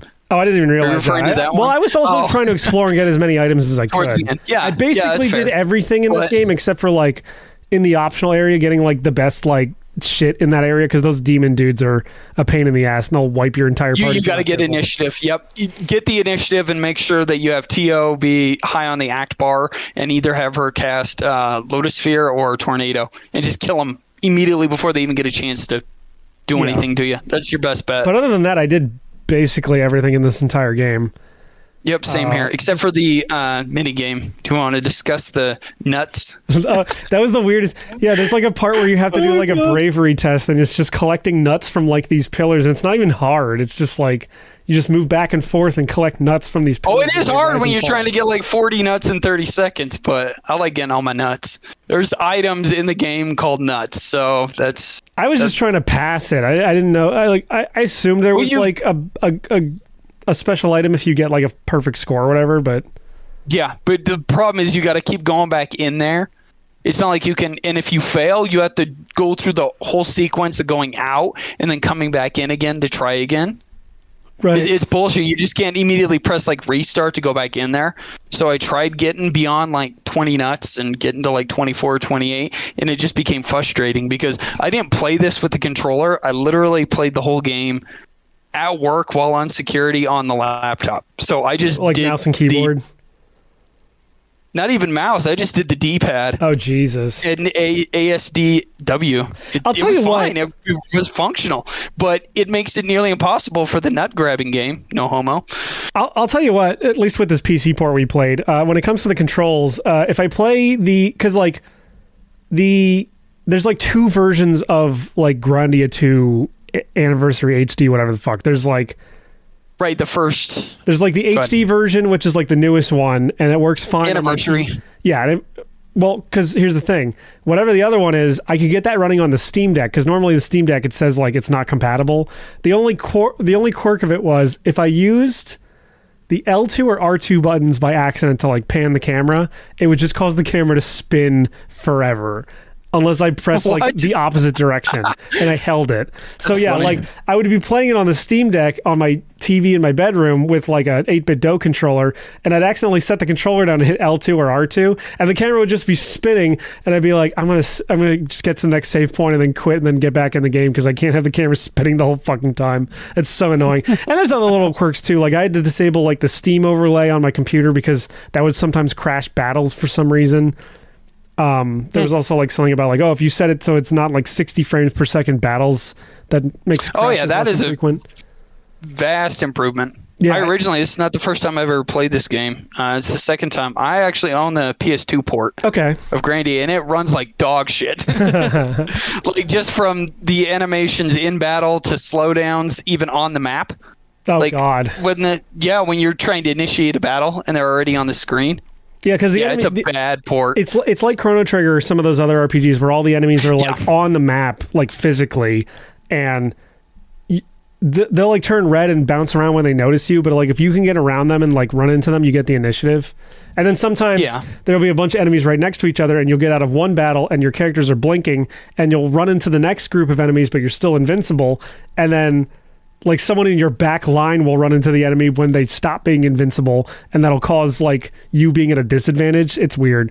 That's like a weird glitch that like doesn't really count towards gameplay. But I did like the battle system a lot. I was generally going through kind of fighting every enemy that I could find because the battles generally weren't they weren't a chore. The battle system is fun. I love the grind in this game. That being said, I have no problem with it. I never got a game over because this game is very easy in my eyes. At least I think it clicked with me enough that I just figured out what to do and didn't really have to worry about enemies being super powerful, or I could just cancel them out if they were. So I never got a game over. So at a certain point, the game did start to feel a bit like a slog because I was still fighting every enemy just to keep up the grind. But it became a point where it's just now I gotta fight these fucking these Valmar mods, and they have 3,000 HP each, and they keep hitting me with the disadvantage state. The claws, yeah. But it doesn't matter because I'm so powerful they can't possibly kill me. So it's just yeah, it's a matter of just being inconvenient. It's just okay, what's the amount of time here before Rudio goes and I could just do Sky Dragon Slash and just murder the field here? Yeah, or whatever. God damn it, quit canceling me or quit trying to slow me down here. It's just taking up too much time. I'm gonna one shot you. Oh, and I will say the battle animations are fucking slow. Oh god, some of these animations take so long to play out for some of the big attacks, and it's the big ones. But what's cool about them, they're slow, but they probably should have HD'd as part of the HD. I would have liked them to actually redo them.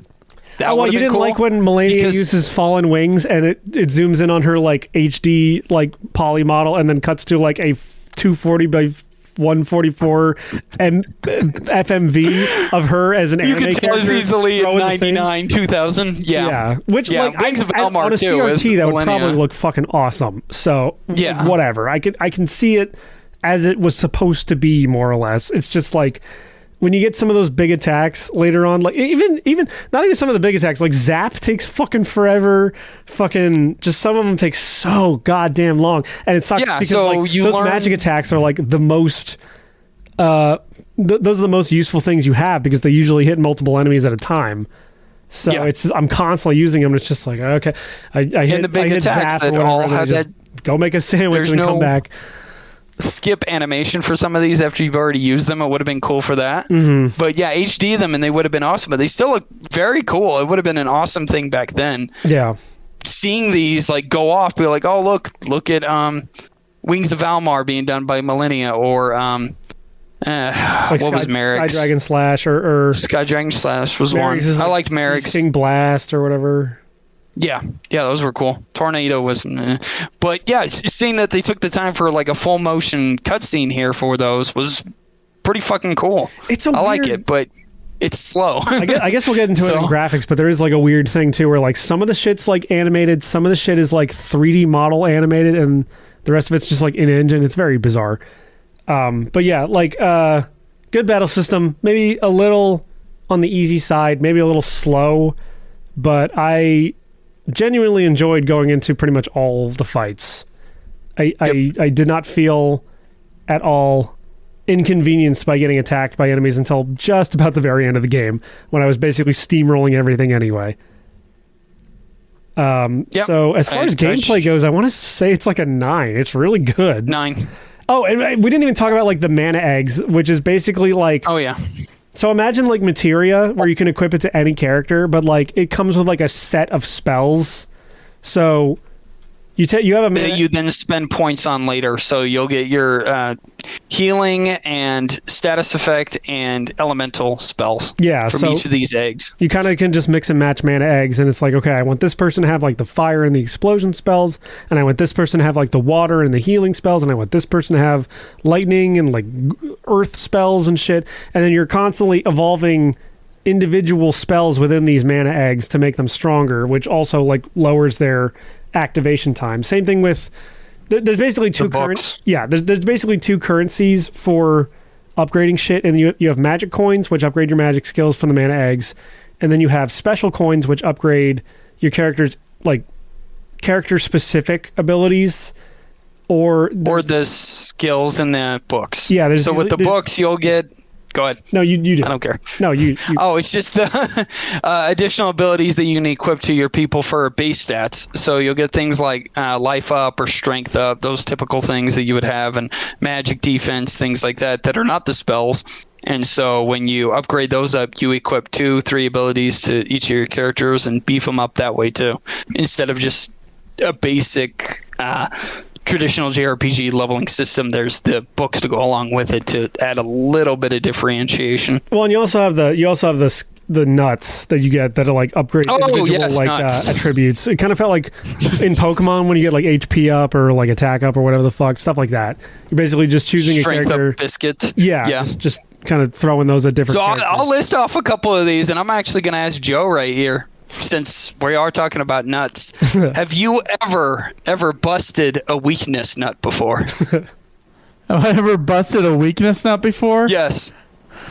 Well, like I was too weak and I had to give up Could the be. nut. It's the same thing applies to the probably, exhaustion nut. That is another name of one here. If I'm totally exhausted, I don't think, like, it takes a lot for your body to release a nut. Yep. How about So- a patience nut? It seems kind of contradictory if you ask me, because when you're nutting, there's nothing but patience there, but who am I to say? A patience nut? A patient Yes. as in like a doctor's patient? Or No, like... as in very calm, relaxed. Yeah, virtue is patience. Oh, okay. Patience nut. I mean, yeah, usually if I'm too patient, though, there's no nut. Exactly. So it doesn't make sense. We all know about a swiftness nut. Definitely. Yeah. But the one that gets me is the sympathy nut. Okay, so the sympathy nut only happens when you feel really, really bad about the homeless guy down at the shelters. You go up by him and say, "Oh, I am so sorry this happened to you. Are you hungry? Oh yeah, yes, basking the homelessness. Oh." Why would you name something a sympathy nut? Jesus Christ! It was a different Dude, time. you have in the Chocobo games, you have nuts too. So it's like sour nut, sweet nut, all these things. Yep. They're just like I usually bust sour nuts after I've had like a few whiskey sours. Nut of light. Yeah, it's another name of a nut in this one. Yeah, some of the item names in this are a little weird. Poff nut. It's what you use to get. Dude, okay, so I collected a bunch of Poff nuts and gave them to that thing. Yeah. What happens? Because nothing happened for me, as far as I know. I don't remember. I think it. He'll help you out with this stupid flashlight coming from him when you're exploring the dungeon. Okay, yeah. The little creature will walk around with you with the light on. Okay, that never happened for me then. And I collected, as far as I know, I collected all the Poff nuts I could fucking find. It doesn't matter. Yeah, it's just a weird little thing that is part of it that there's no point to it. Point being, I'm writing down the scores. Did you guys both agree on a 9? Yeah.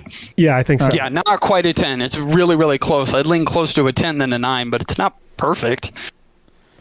Like sound Slow and down. music. Where are you guys on that? Oh, you got to keep us running along here, huh? Okay. Soundtrack fucking slaps.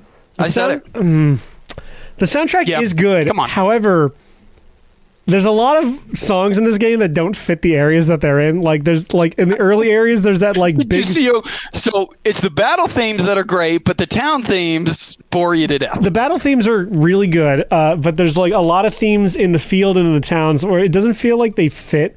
Like early on, even in a lot of like areas where you're getting attacked by enemies, there's this like kind of like corny big band sounding thing. It's like Rome's Castle. Yeah. I'm like, I'm running around like a forest. Why is this a song? You're waiting for the trombone players to come out of the woods. It genuinely feels like they made music for like a video game area, but they didn't care if the music like matched the theme or the feeling. It's just like, we need a song in here, compose something.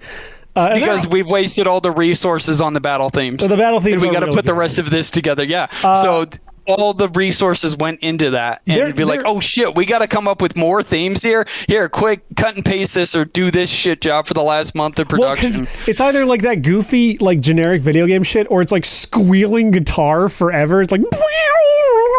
I really loathed, what was it? I'm trying to remember. It's the area with the sky rail, and you got to go underneath the underground facility they have. Perhaps, and they're like famished for food. I don't remember. You know, the one guy is, there's like a monorail there, and the guy, they're dealing with what is that called?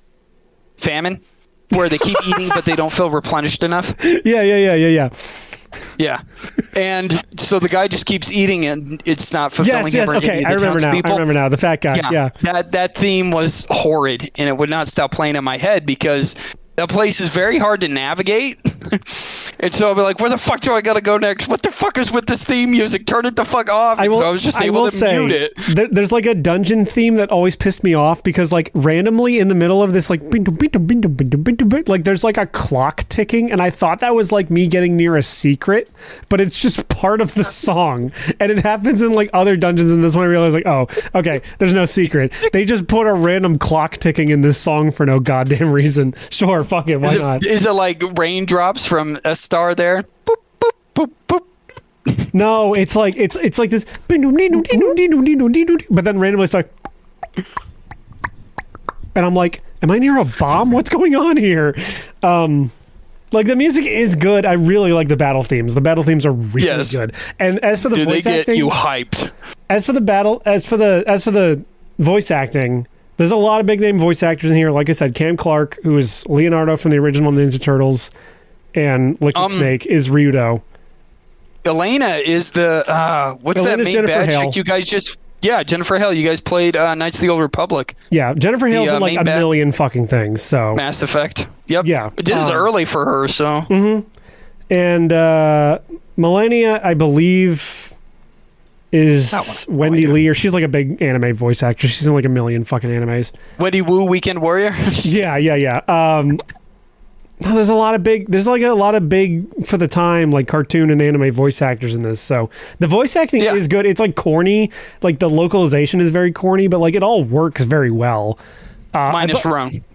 Well, I don't mind Rowan that much, even though he says I like, hate children in like voice actors in video games and shit. Which is every funny single time it annoys me. Which is funny because Rowan is voiced by an old lady, but sounds like a kid to me. sounds so like Jimmy Neutron to me. But either way, gotta go. Like, gotta blast. Whatever. Here's get ready for a big winter with lots of snow. And usually it follows with a little bit of nasaliness. I hate like children characters in fucking video games. They do in Dragon Quest games too, and I do not like the voice acting they British give them. In those. It's like nails and some of the British voices are fine. Yeah, Cole Blimey. I'm supposed to be Australian for that one. But, the voice acting good. The localization's kind of corny, and I believe that Game Arts is like known for these because Game Arts is also, or maybe not Game Arts or whatever. Like it's the same developer that did like Lunar and a few of those games. Yeah, it's Game Arts.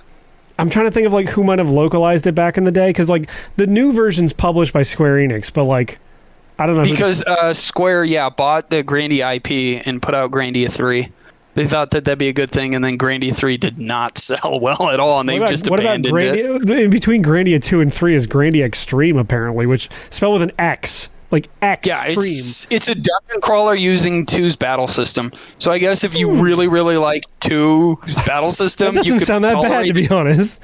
But it's still a dungeon crawler, and those usually are not my cup of tea. Right. Like, I love the battle systems, but we're like, oh, cool, 60-floor dungeon. Is there a story? Is there a point to any of this? Like I said, I don't know. No thanks. I don't know who localized the Dreamcast version originally or whatever the fuck, but like, if it's the same people, it was probably Sega themselves. It might have been Sega, but like I know that like Working Designs did a lot of localizations for Game Arts stuff and those RPGs back in the day, and like they definitely infused a lot of like American pop culture kind of like lingo and references in their stuff, which this definitely has. Like you'll have characters be like it wouldn't be out of character for a character in this to say like, oh geez Louise. Like I don't think they ever say that, but like it's kind of that same vibe where like it's sort of goofy. Yeah, but like the voice acting is good. Man, it's solid enough coming from Rudio and Millennia. Yeah, because that's where you get most of the conversations. Elena's the third party here, but that's tolerable enough from Jennifer Hale, and Merrick is just Beastman voice. Jennifer Hale does a good job with Elena. Like, she feels like the girl that's like very chaste and like religious, but like Okay, she's kind of having like her whole fucking like she's having all of her shit challenged and being like, oh shit, maybe I'm working for the wrong people. Maybe it's just I'm not as nearly fond of the character versus the voice action performance, to where I think Elaine is too much of a wishy-washy. She definitely is. Don't get me wrong. I don't know. I think I would give Sound of Music a 7 because like the battle music slaps and the voice acting is good, but a lot of the lines are very corny and you hear a lot of them a lot of times over and over again in the battles based on what spells you're using, and some of the music just does not fit. Like, it's just very generic. We need a track in this video game right here, right now. We don't care if it sounds like a forest or a mountain. It's going to be this cavalcade of trumpets going like, yeah, it feels like what a parody of video game music would be in like a TV show or a cartoon. You know what I mean? What would you give it out of 10? I said 7. I don't know about Jake. I'll lean a little bit lower. I'll give it a 6 then, because I'll say 3 out of 5 for music and then 3 out of 5 for voice acting. Well, there you go. It has highs, but also has lows. Yeah, for sure. You said the Music's music slaps, and you're only giving it a 3 out of 5. The battle music's really good. The battle music is really fucking much as good. It's some of the best that I would ever give in the genre. As much as I But make you have fun to- of the squealing guitar tracks that like are in like certain dungeon themes or whatever, like when you're trying to escape from stuff, like it's really good. So like, okay, you view FF8 like really well, right, Joe? So Libra Fatalis, 5 out of 5, right? Estar's theme, 1 out of 5. So if you had to rank it, it ends up having to become a 3 out of 5 total, right? It doesn't matter if that's the greatest song ever. Eyes on Me, Everything else 1 weighs out it of down. 5 according to Joe. Probably like a 6 out of 5 for me, but that's a whole nother story. But then, then we keep on going on this. Then the Machine Gun Medley is a 5 out of 5. So then it becomes a 3 out of 5 again, right? Because the Man with Machine Gun, sorry. Man with a That shit's that's a good one. Yeah, that shit slaps too. So it's equally phenomenal and dog shit at the same time. So High highs and yeah, low six lows. out of Sum 10. up FF8 soundtrack. But yes. Okay. Bloop, bloop, bloop, bloop, bloop. Art and graphics. Weird. So, yeah, again, a lot of FF10 parallels in this, where I feel like a lot of the character designs and like the village designs are kind of just bizarre and not in a way that feels cohesive. Like, a lot of the characters' clothes are just like a mishmash of colors and shapes that don't really feel like they work too much for me. And I haven't really been sure how to describe this for weeks now, because I've been thinking about it in my head and I'm like, I don't really like the way a lot of these characters look. And then you go to like some of these villages and it's like, all right, they're in the snowy mountains, but like their whole village is made of like seashells. And I'm like, I guess so. And Like, the people are wearing shorts. yeah, They're not even wearing full pants or like Eskimo clothing, you know? Yeah, like I can't fault it too much for like being a game from 2000 and kind of having that low poly look that's like somewhere in between PS1 and like PS2. But it is definitely weird when like some of the cutscenes are like 2D animated, like anime. Some of them are 3D animated. Like 1 or 2 of them are 3D animated for some reason. When you're crossing the granite cliffs in that fucking thing, they made that 3D animated. I don't know why. I have no. And then like the rest of it's just in engine, which like the character portraits are fine. They look good. There's cutscenes too, to where you could tell it was full motion video. They did add in some FMV stuff. Yeah, it's very few and far between. It just feels a little disjointed. And maybe it would have all looked a little better Budget. cohesively on like a CRT TV in 2000, and not on like a fucking 1080p monitor or whatever the fuck. Yeah.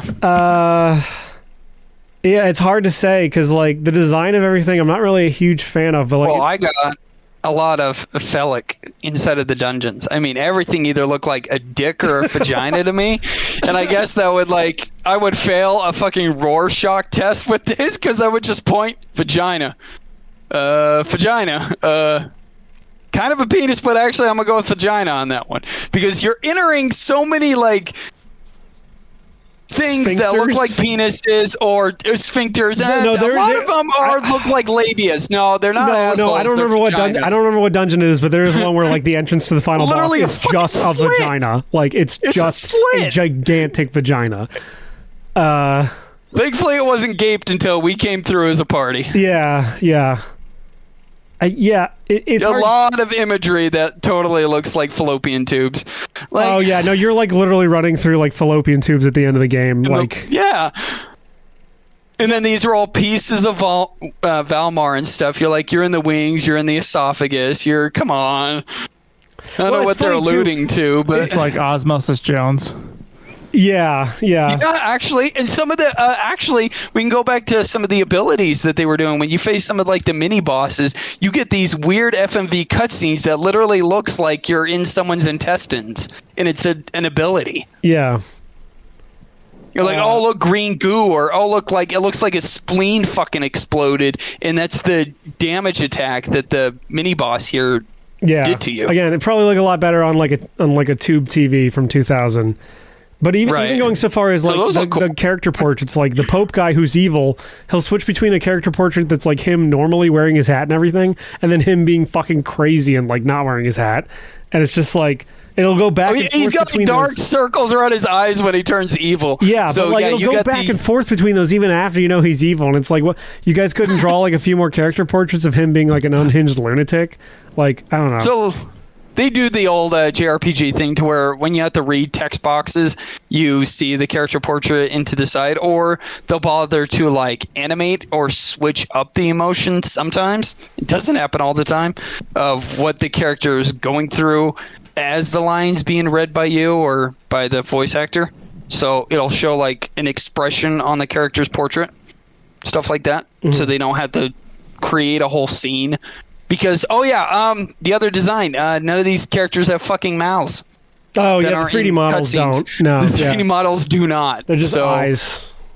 Yeah, just eyes. No Which I nose, didn't no know- mouth. It's like whatever. It's a game from 2000. I can kind of forgive it for that because like it's not like the mouths in Metal Gear Solid moved or anything. Like they just had JPEGs that were just like, oh, Colonel, I can't believe this is happening. Like I get it, but it's just like Very, very low pixel, even though it's also inside of a mini screen inside of the codec. Yeah. And it still looks plus, horrible. no. I mean like on the 3D plus- models during cutscenes in Metal Gear Solid. I don't mean like yeah. Okay.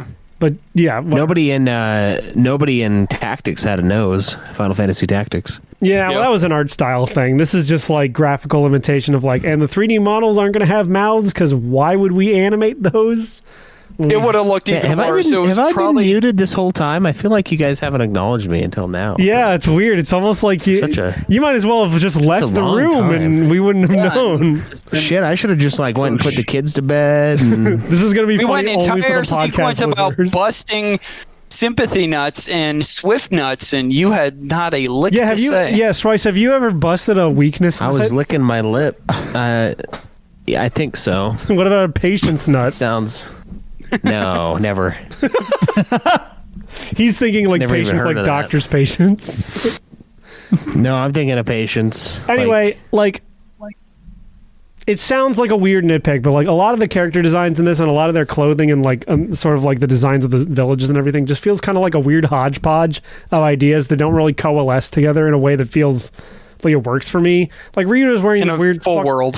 Well, it's like Rito's wearing like this weird fucking hat that's got like these weird ear flaps, and it's like green and yellow and then blue on his outfit, but it's also like red. And shit. It's for his bird to sit on top of his head like a fucking nest. Sure, I don't know, man. Like it feels a lot like FF10 in that sense, where it's just like they just. I don't think 10 has a clash like that, but I get Play what it you're again. saying. Play it again and look at like the way everything looks, and you'll be like, oh, they just like went into a Goodwill and just sewed a bunch of shit together and then put it on. Maybe for Besaid because it's a fucking island in the middle of nowhere. It's everywhere, and it's also the signage and like the logos that have everything in FF10. But like, I get that vibe from Grandia 2 again, not just because of the story, but also just like the way visually everything looks. It just kind of feels like it's not coming together in the right way for me, and I'm sorry, I gotta give the graphics a 6. It's just not really working for me.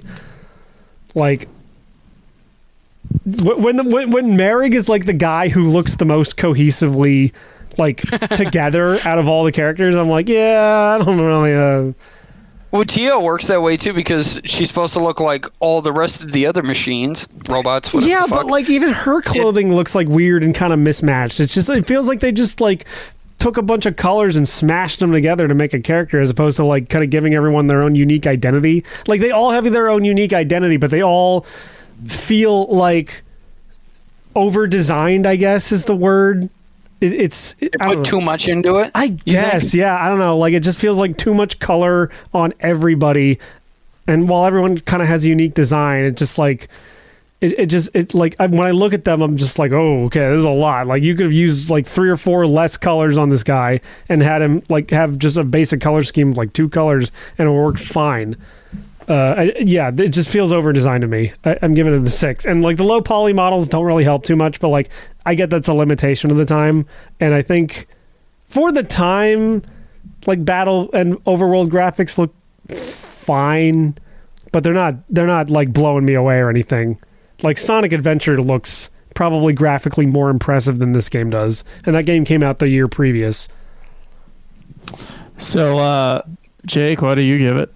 I'm gonna give it a little bit higher. I disagree a little bit, and it comes down to how cool some of the designs are as far as enemies, which you haven't really discussed that much. The abilities good to go along with not only the FMVs but the ones that the bosses use, and how unique the dungeons are and where you traverse through those dungeons. It's not a lot higher, but I'll give it a 7. Sweet. All right, so the last category, and as Schweiss would say, the most important category, replayability. You ever going to play this thing again? I'm There is a Steam achievement for playing it through on hard. Maybe. Yeah, I'm not like dying to get all the achievements or whatever. Honestly, because Steam achievements are nothing on PlayStation trophies. That's the only reason why. That too, Otherwise, but like, I don't know, man. Like, if anything, this is making me want to try out Grandia 1 to see what the huge difference is between those two games. Because I almost feel like I'd like Grandia 1 better, just by kind of having a lighter tone and like a fully 2D art style. It's a lot more padded. It's like 50 hours as opposed to 30. Okay, well, so if I'm not mistaken, it's 2 discs. Oh, so Jesus Christ. Okay, maybe I won't play for a while, at least until I'm done with this fucking show. There are some cool aspects there, but the battle system, you had to have 1 to get to 2, and so 1 is not nearly as good or intuitive with the bar and actually planning a strategy. I did want to play 3 eventually. I haven't, but I saw it think at my 2 game is store better. recently, and I was like, wait, there's a Grandia 3? What the fuck? Yeah, Square Enix and everything.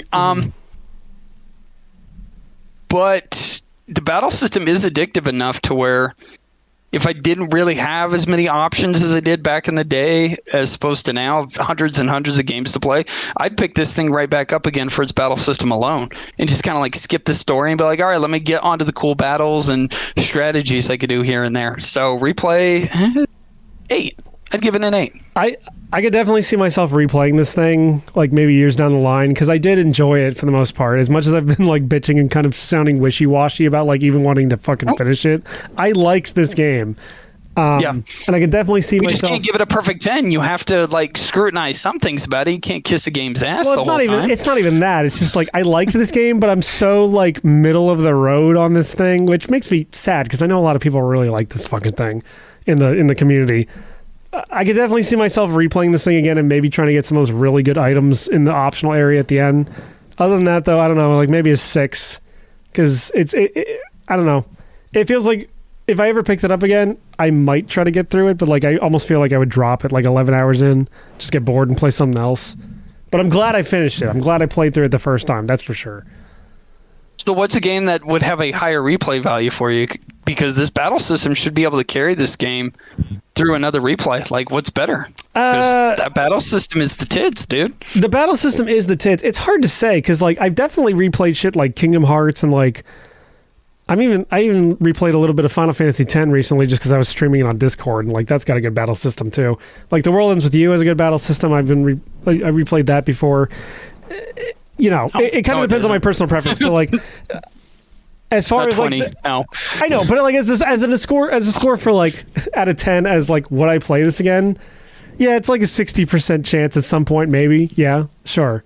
I don't know, because there's a few things that like I didn't do just because they were too hard. But other than that, it's just like I basically experienced all this game has to offer. And if I ever want to experience this story again, years down the road, probably, but not super duper likely. So yeah, 6. It can be done within a timely matter. It isn't too long to where it becomes overbearing, I don't think. Because the extra stuff isn't too much of an extra. So when we are talking about 30, maybe 35 if you're not nearly as good and you need to do more grinding. But at least it's not a 100-hour RPG where you're bored out of your fucking mind. Yeah.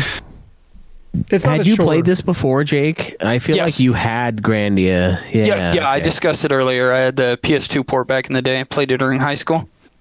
Pretty cool back then. What was it on initially then? Dreamcast. Covered this. Oh, okay.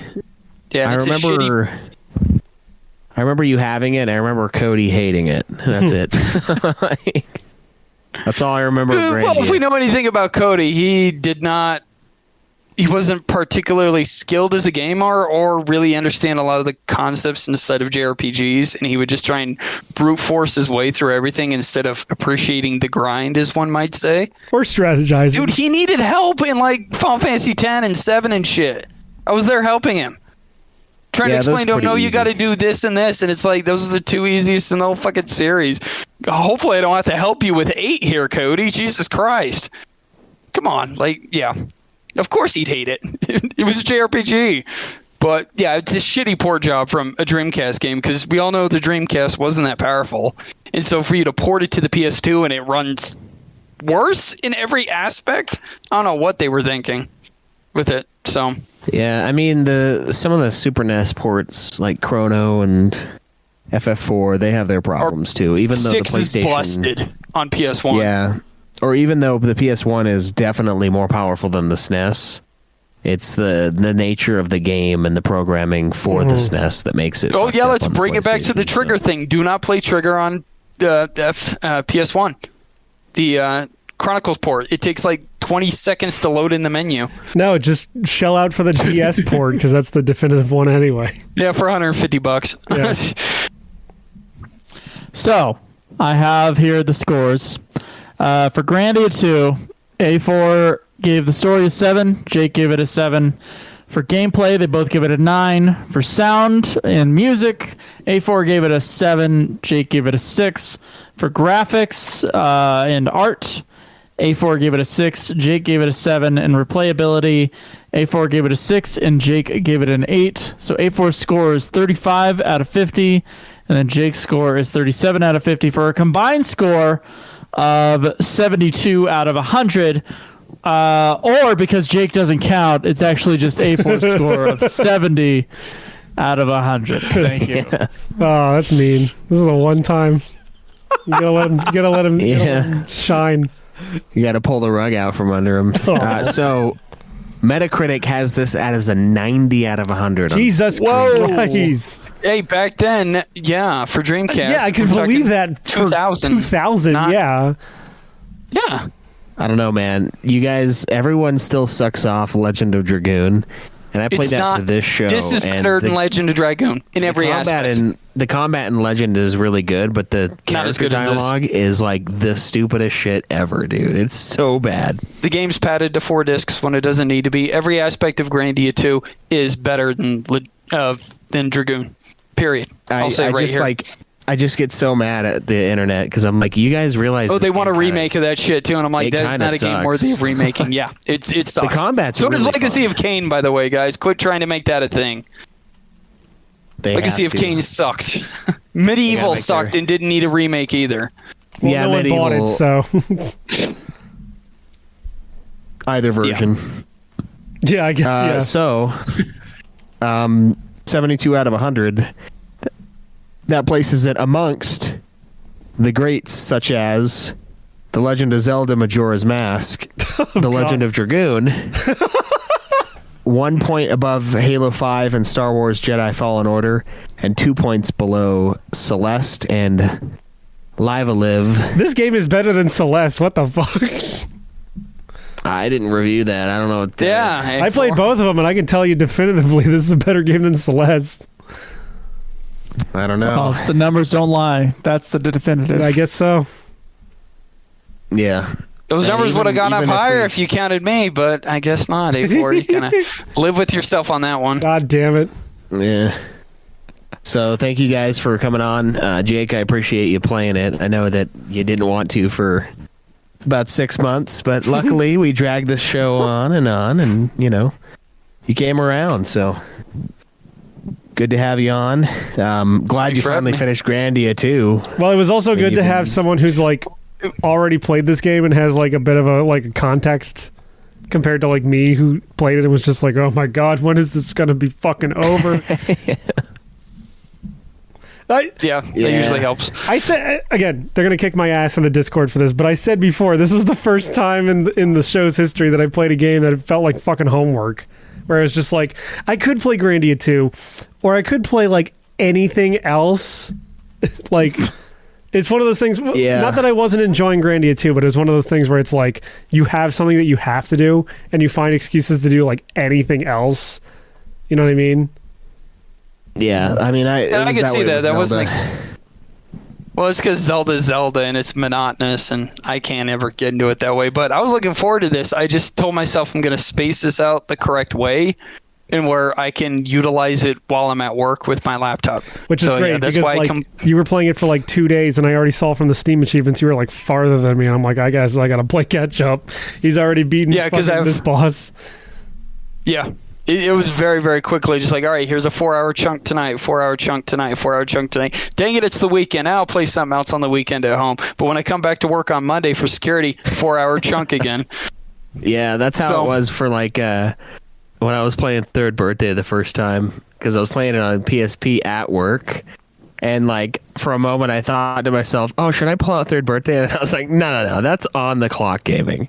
I'm not going to play that shit for free. I got to play that shit while I'm getting paid to do something else. That's why you have a portable device, yeah. Yeah. You're just sitting on the portable device stuff at home. Getting paid to shit and play shit. Yeah. I was like, this is leisure time. I got to play something fun. I can't just fucking play Third It is something to play as fun, but equally shit in different regards, which is such a weird sentiment to say, but it's fun as hell to play. Yeah. It is, it was fun, but not that fucking fun. But yeah, that's awesome. Yeah, thank you for that. And thank you, Brulo, for the sparing me or Zach or anyone else yet another game and nominating Jake. It's a real clutch move. We should have thought of that years ago. But sadly, I would have told you guys no. So yeah, might not have lost Cameron or Craig if Jake had to play Xenoblade instead. Yeah, no kidding. Yeah, I think actually Sekiro broke Craig. I think that game broke his mind because that was the thing we were playing. I can't beat him. I think he beat him, but he got stuck on your dad in the game, which really isn't even that hard of a fight, honestly. Like once you get the mechanic down, it's pretty easy. But don't tell him that. that game forever changed his life. It's okay. I'll never hear this. Yeah, true. You're not gonna tell him after like 6 years? Nah. That he gives a fuck.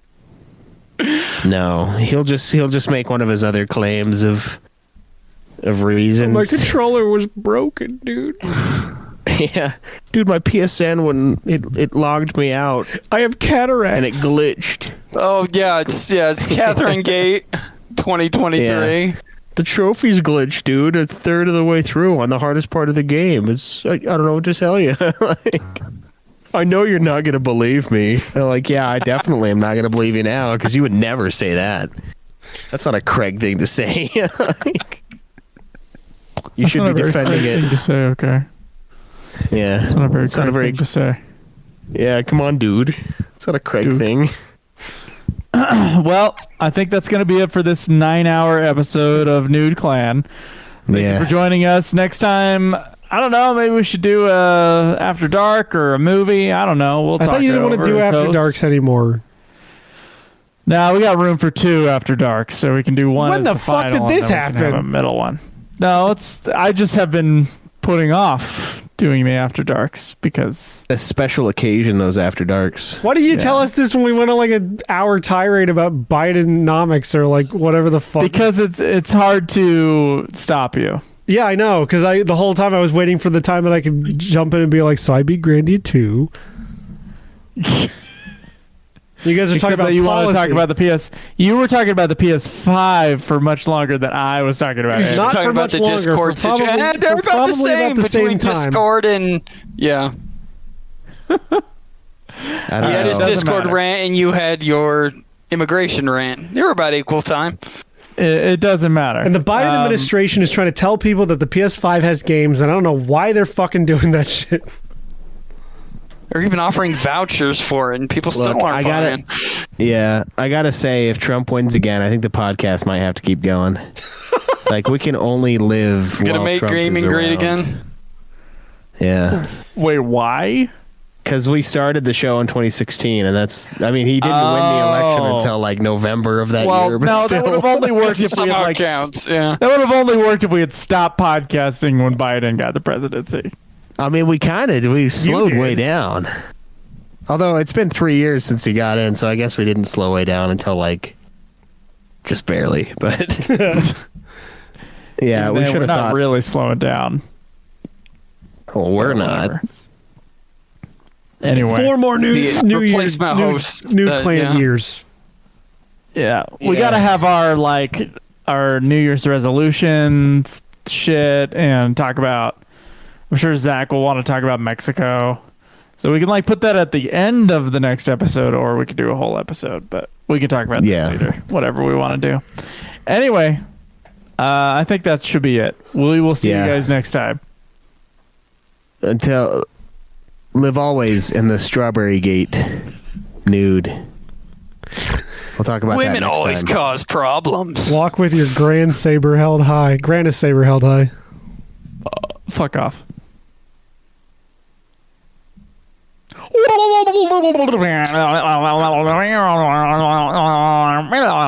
Please don't even edit in the song. Just keep this. Too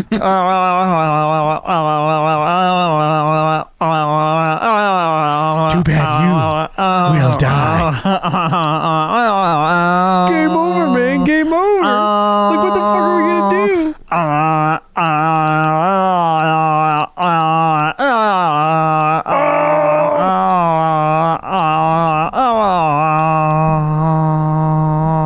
Only winning move is not to play.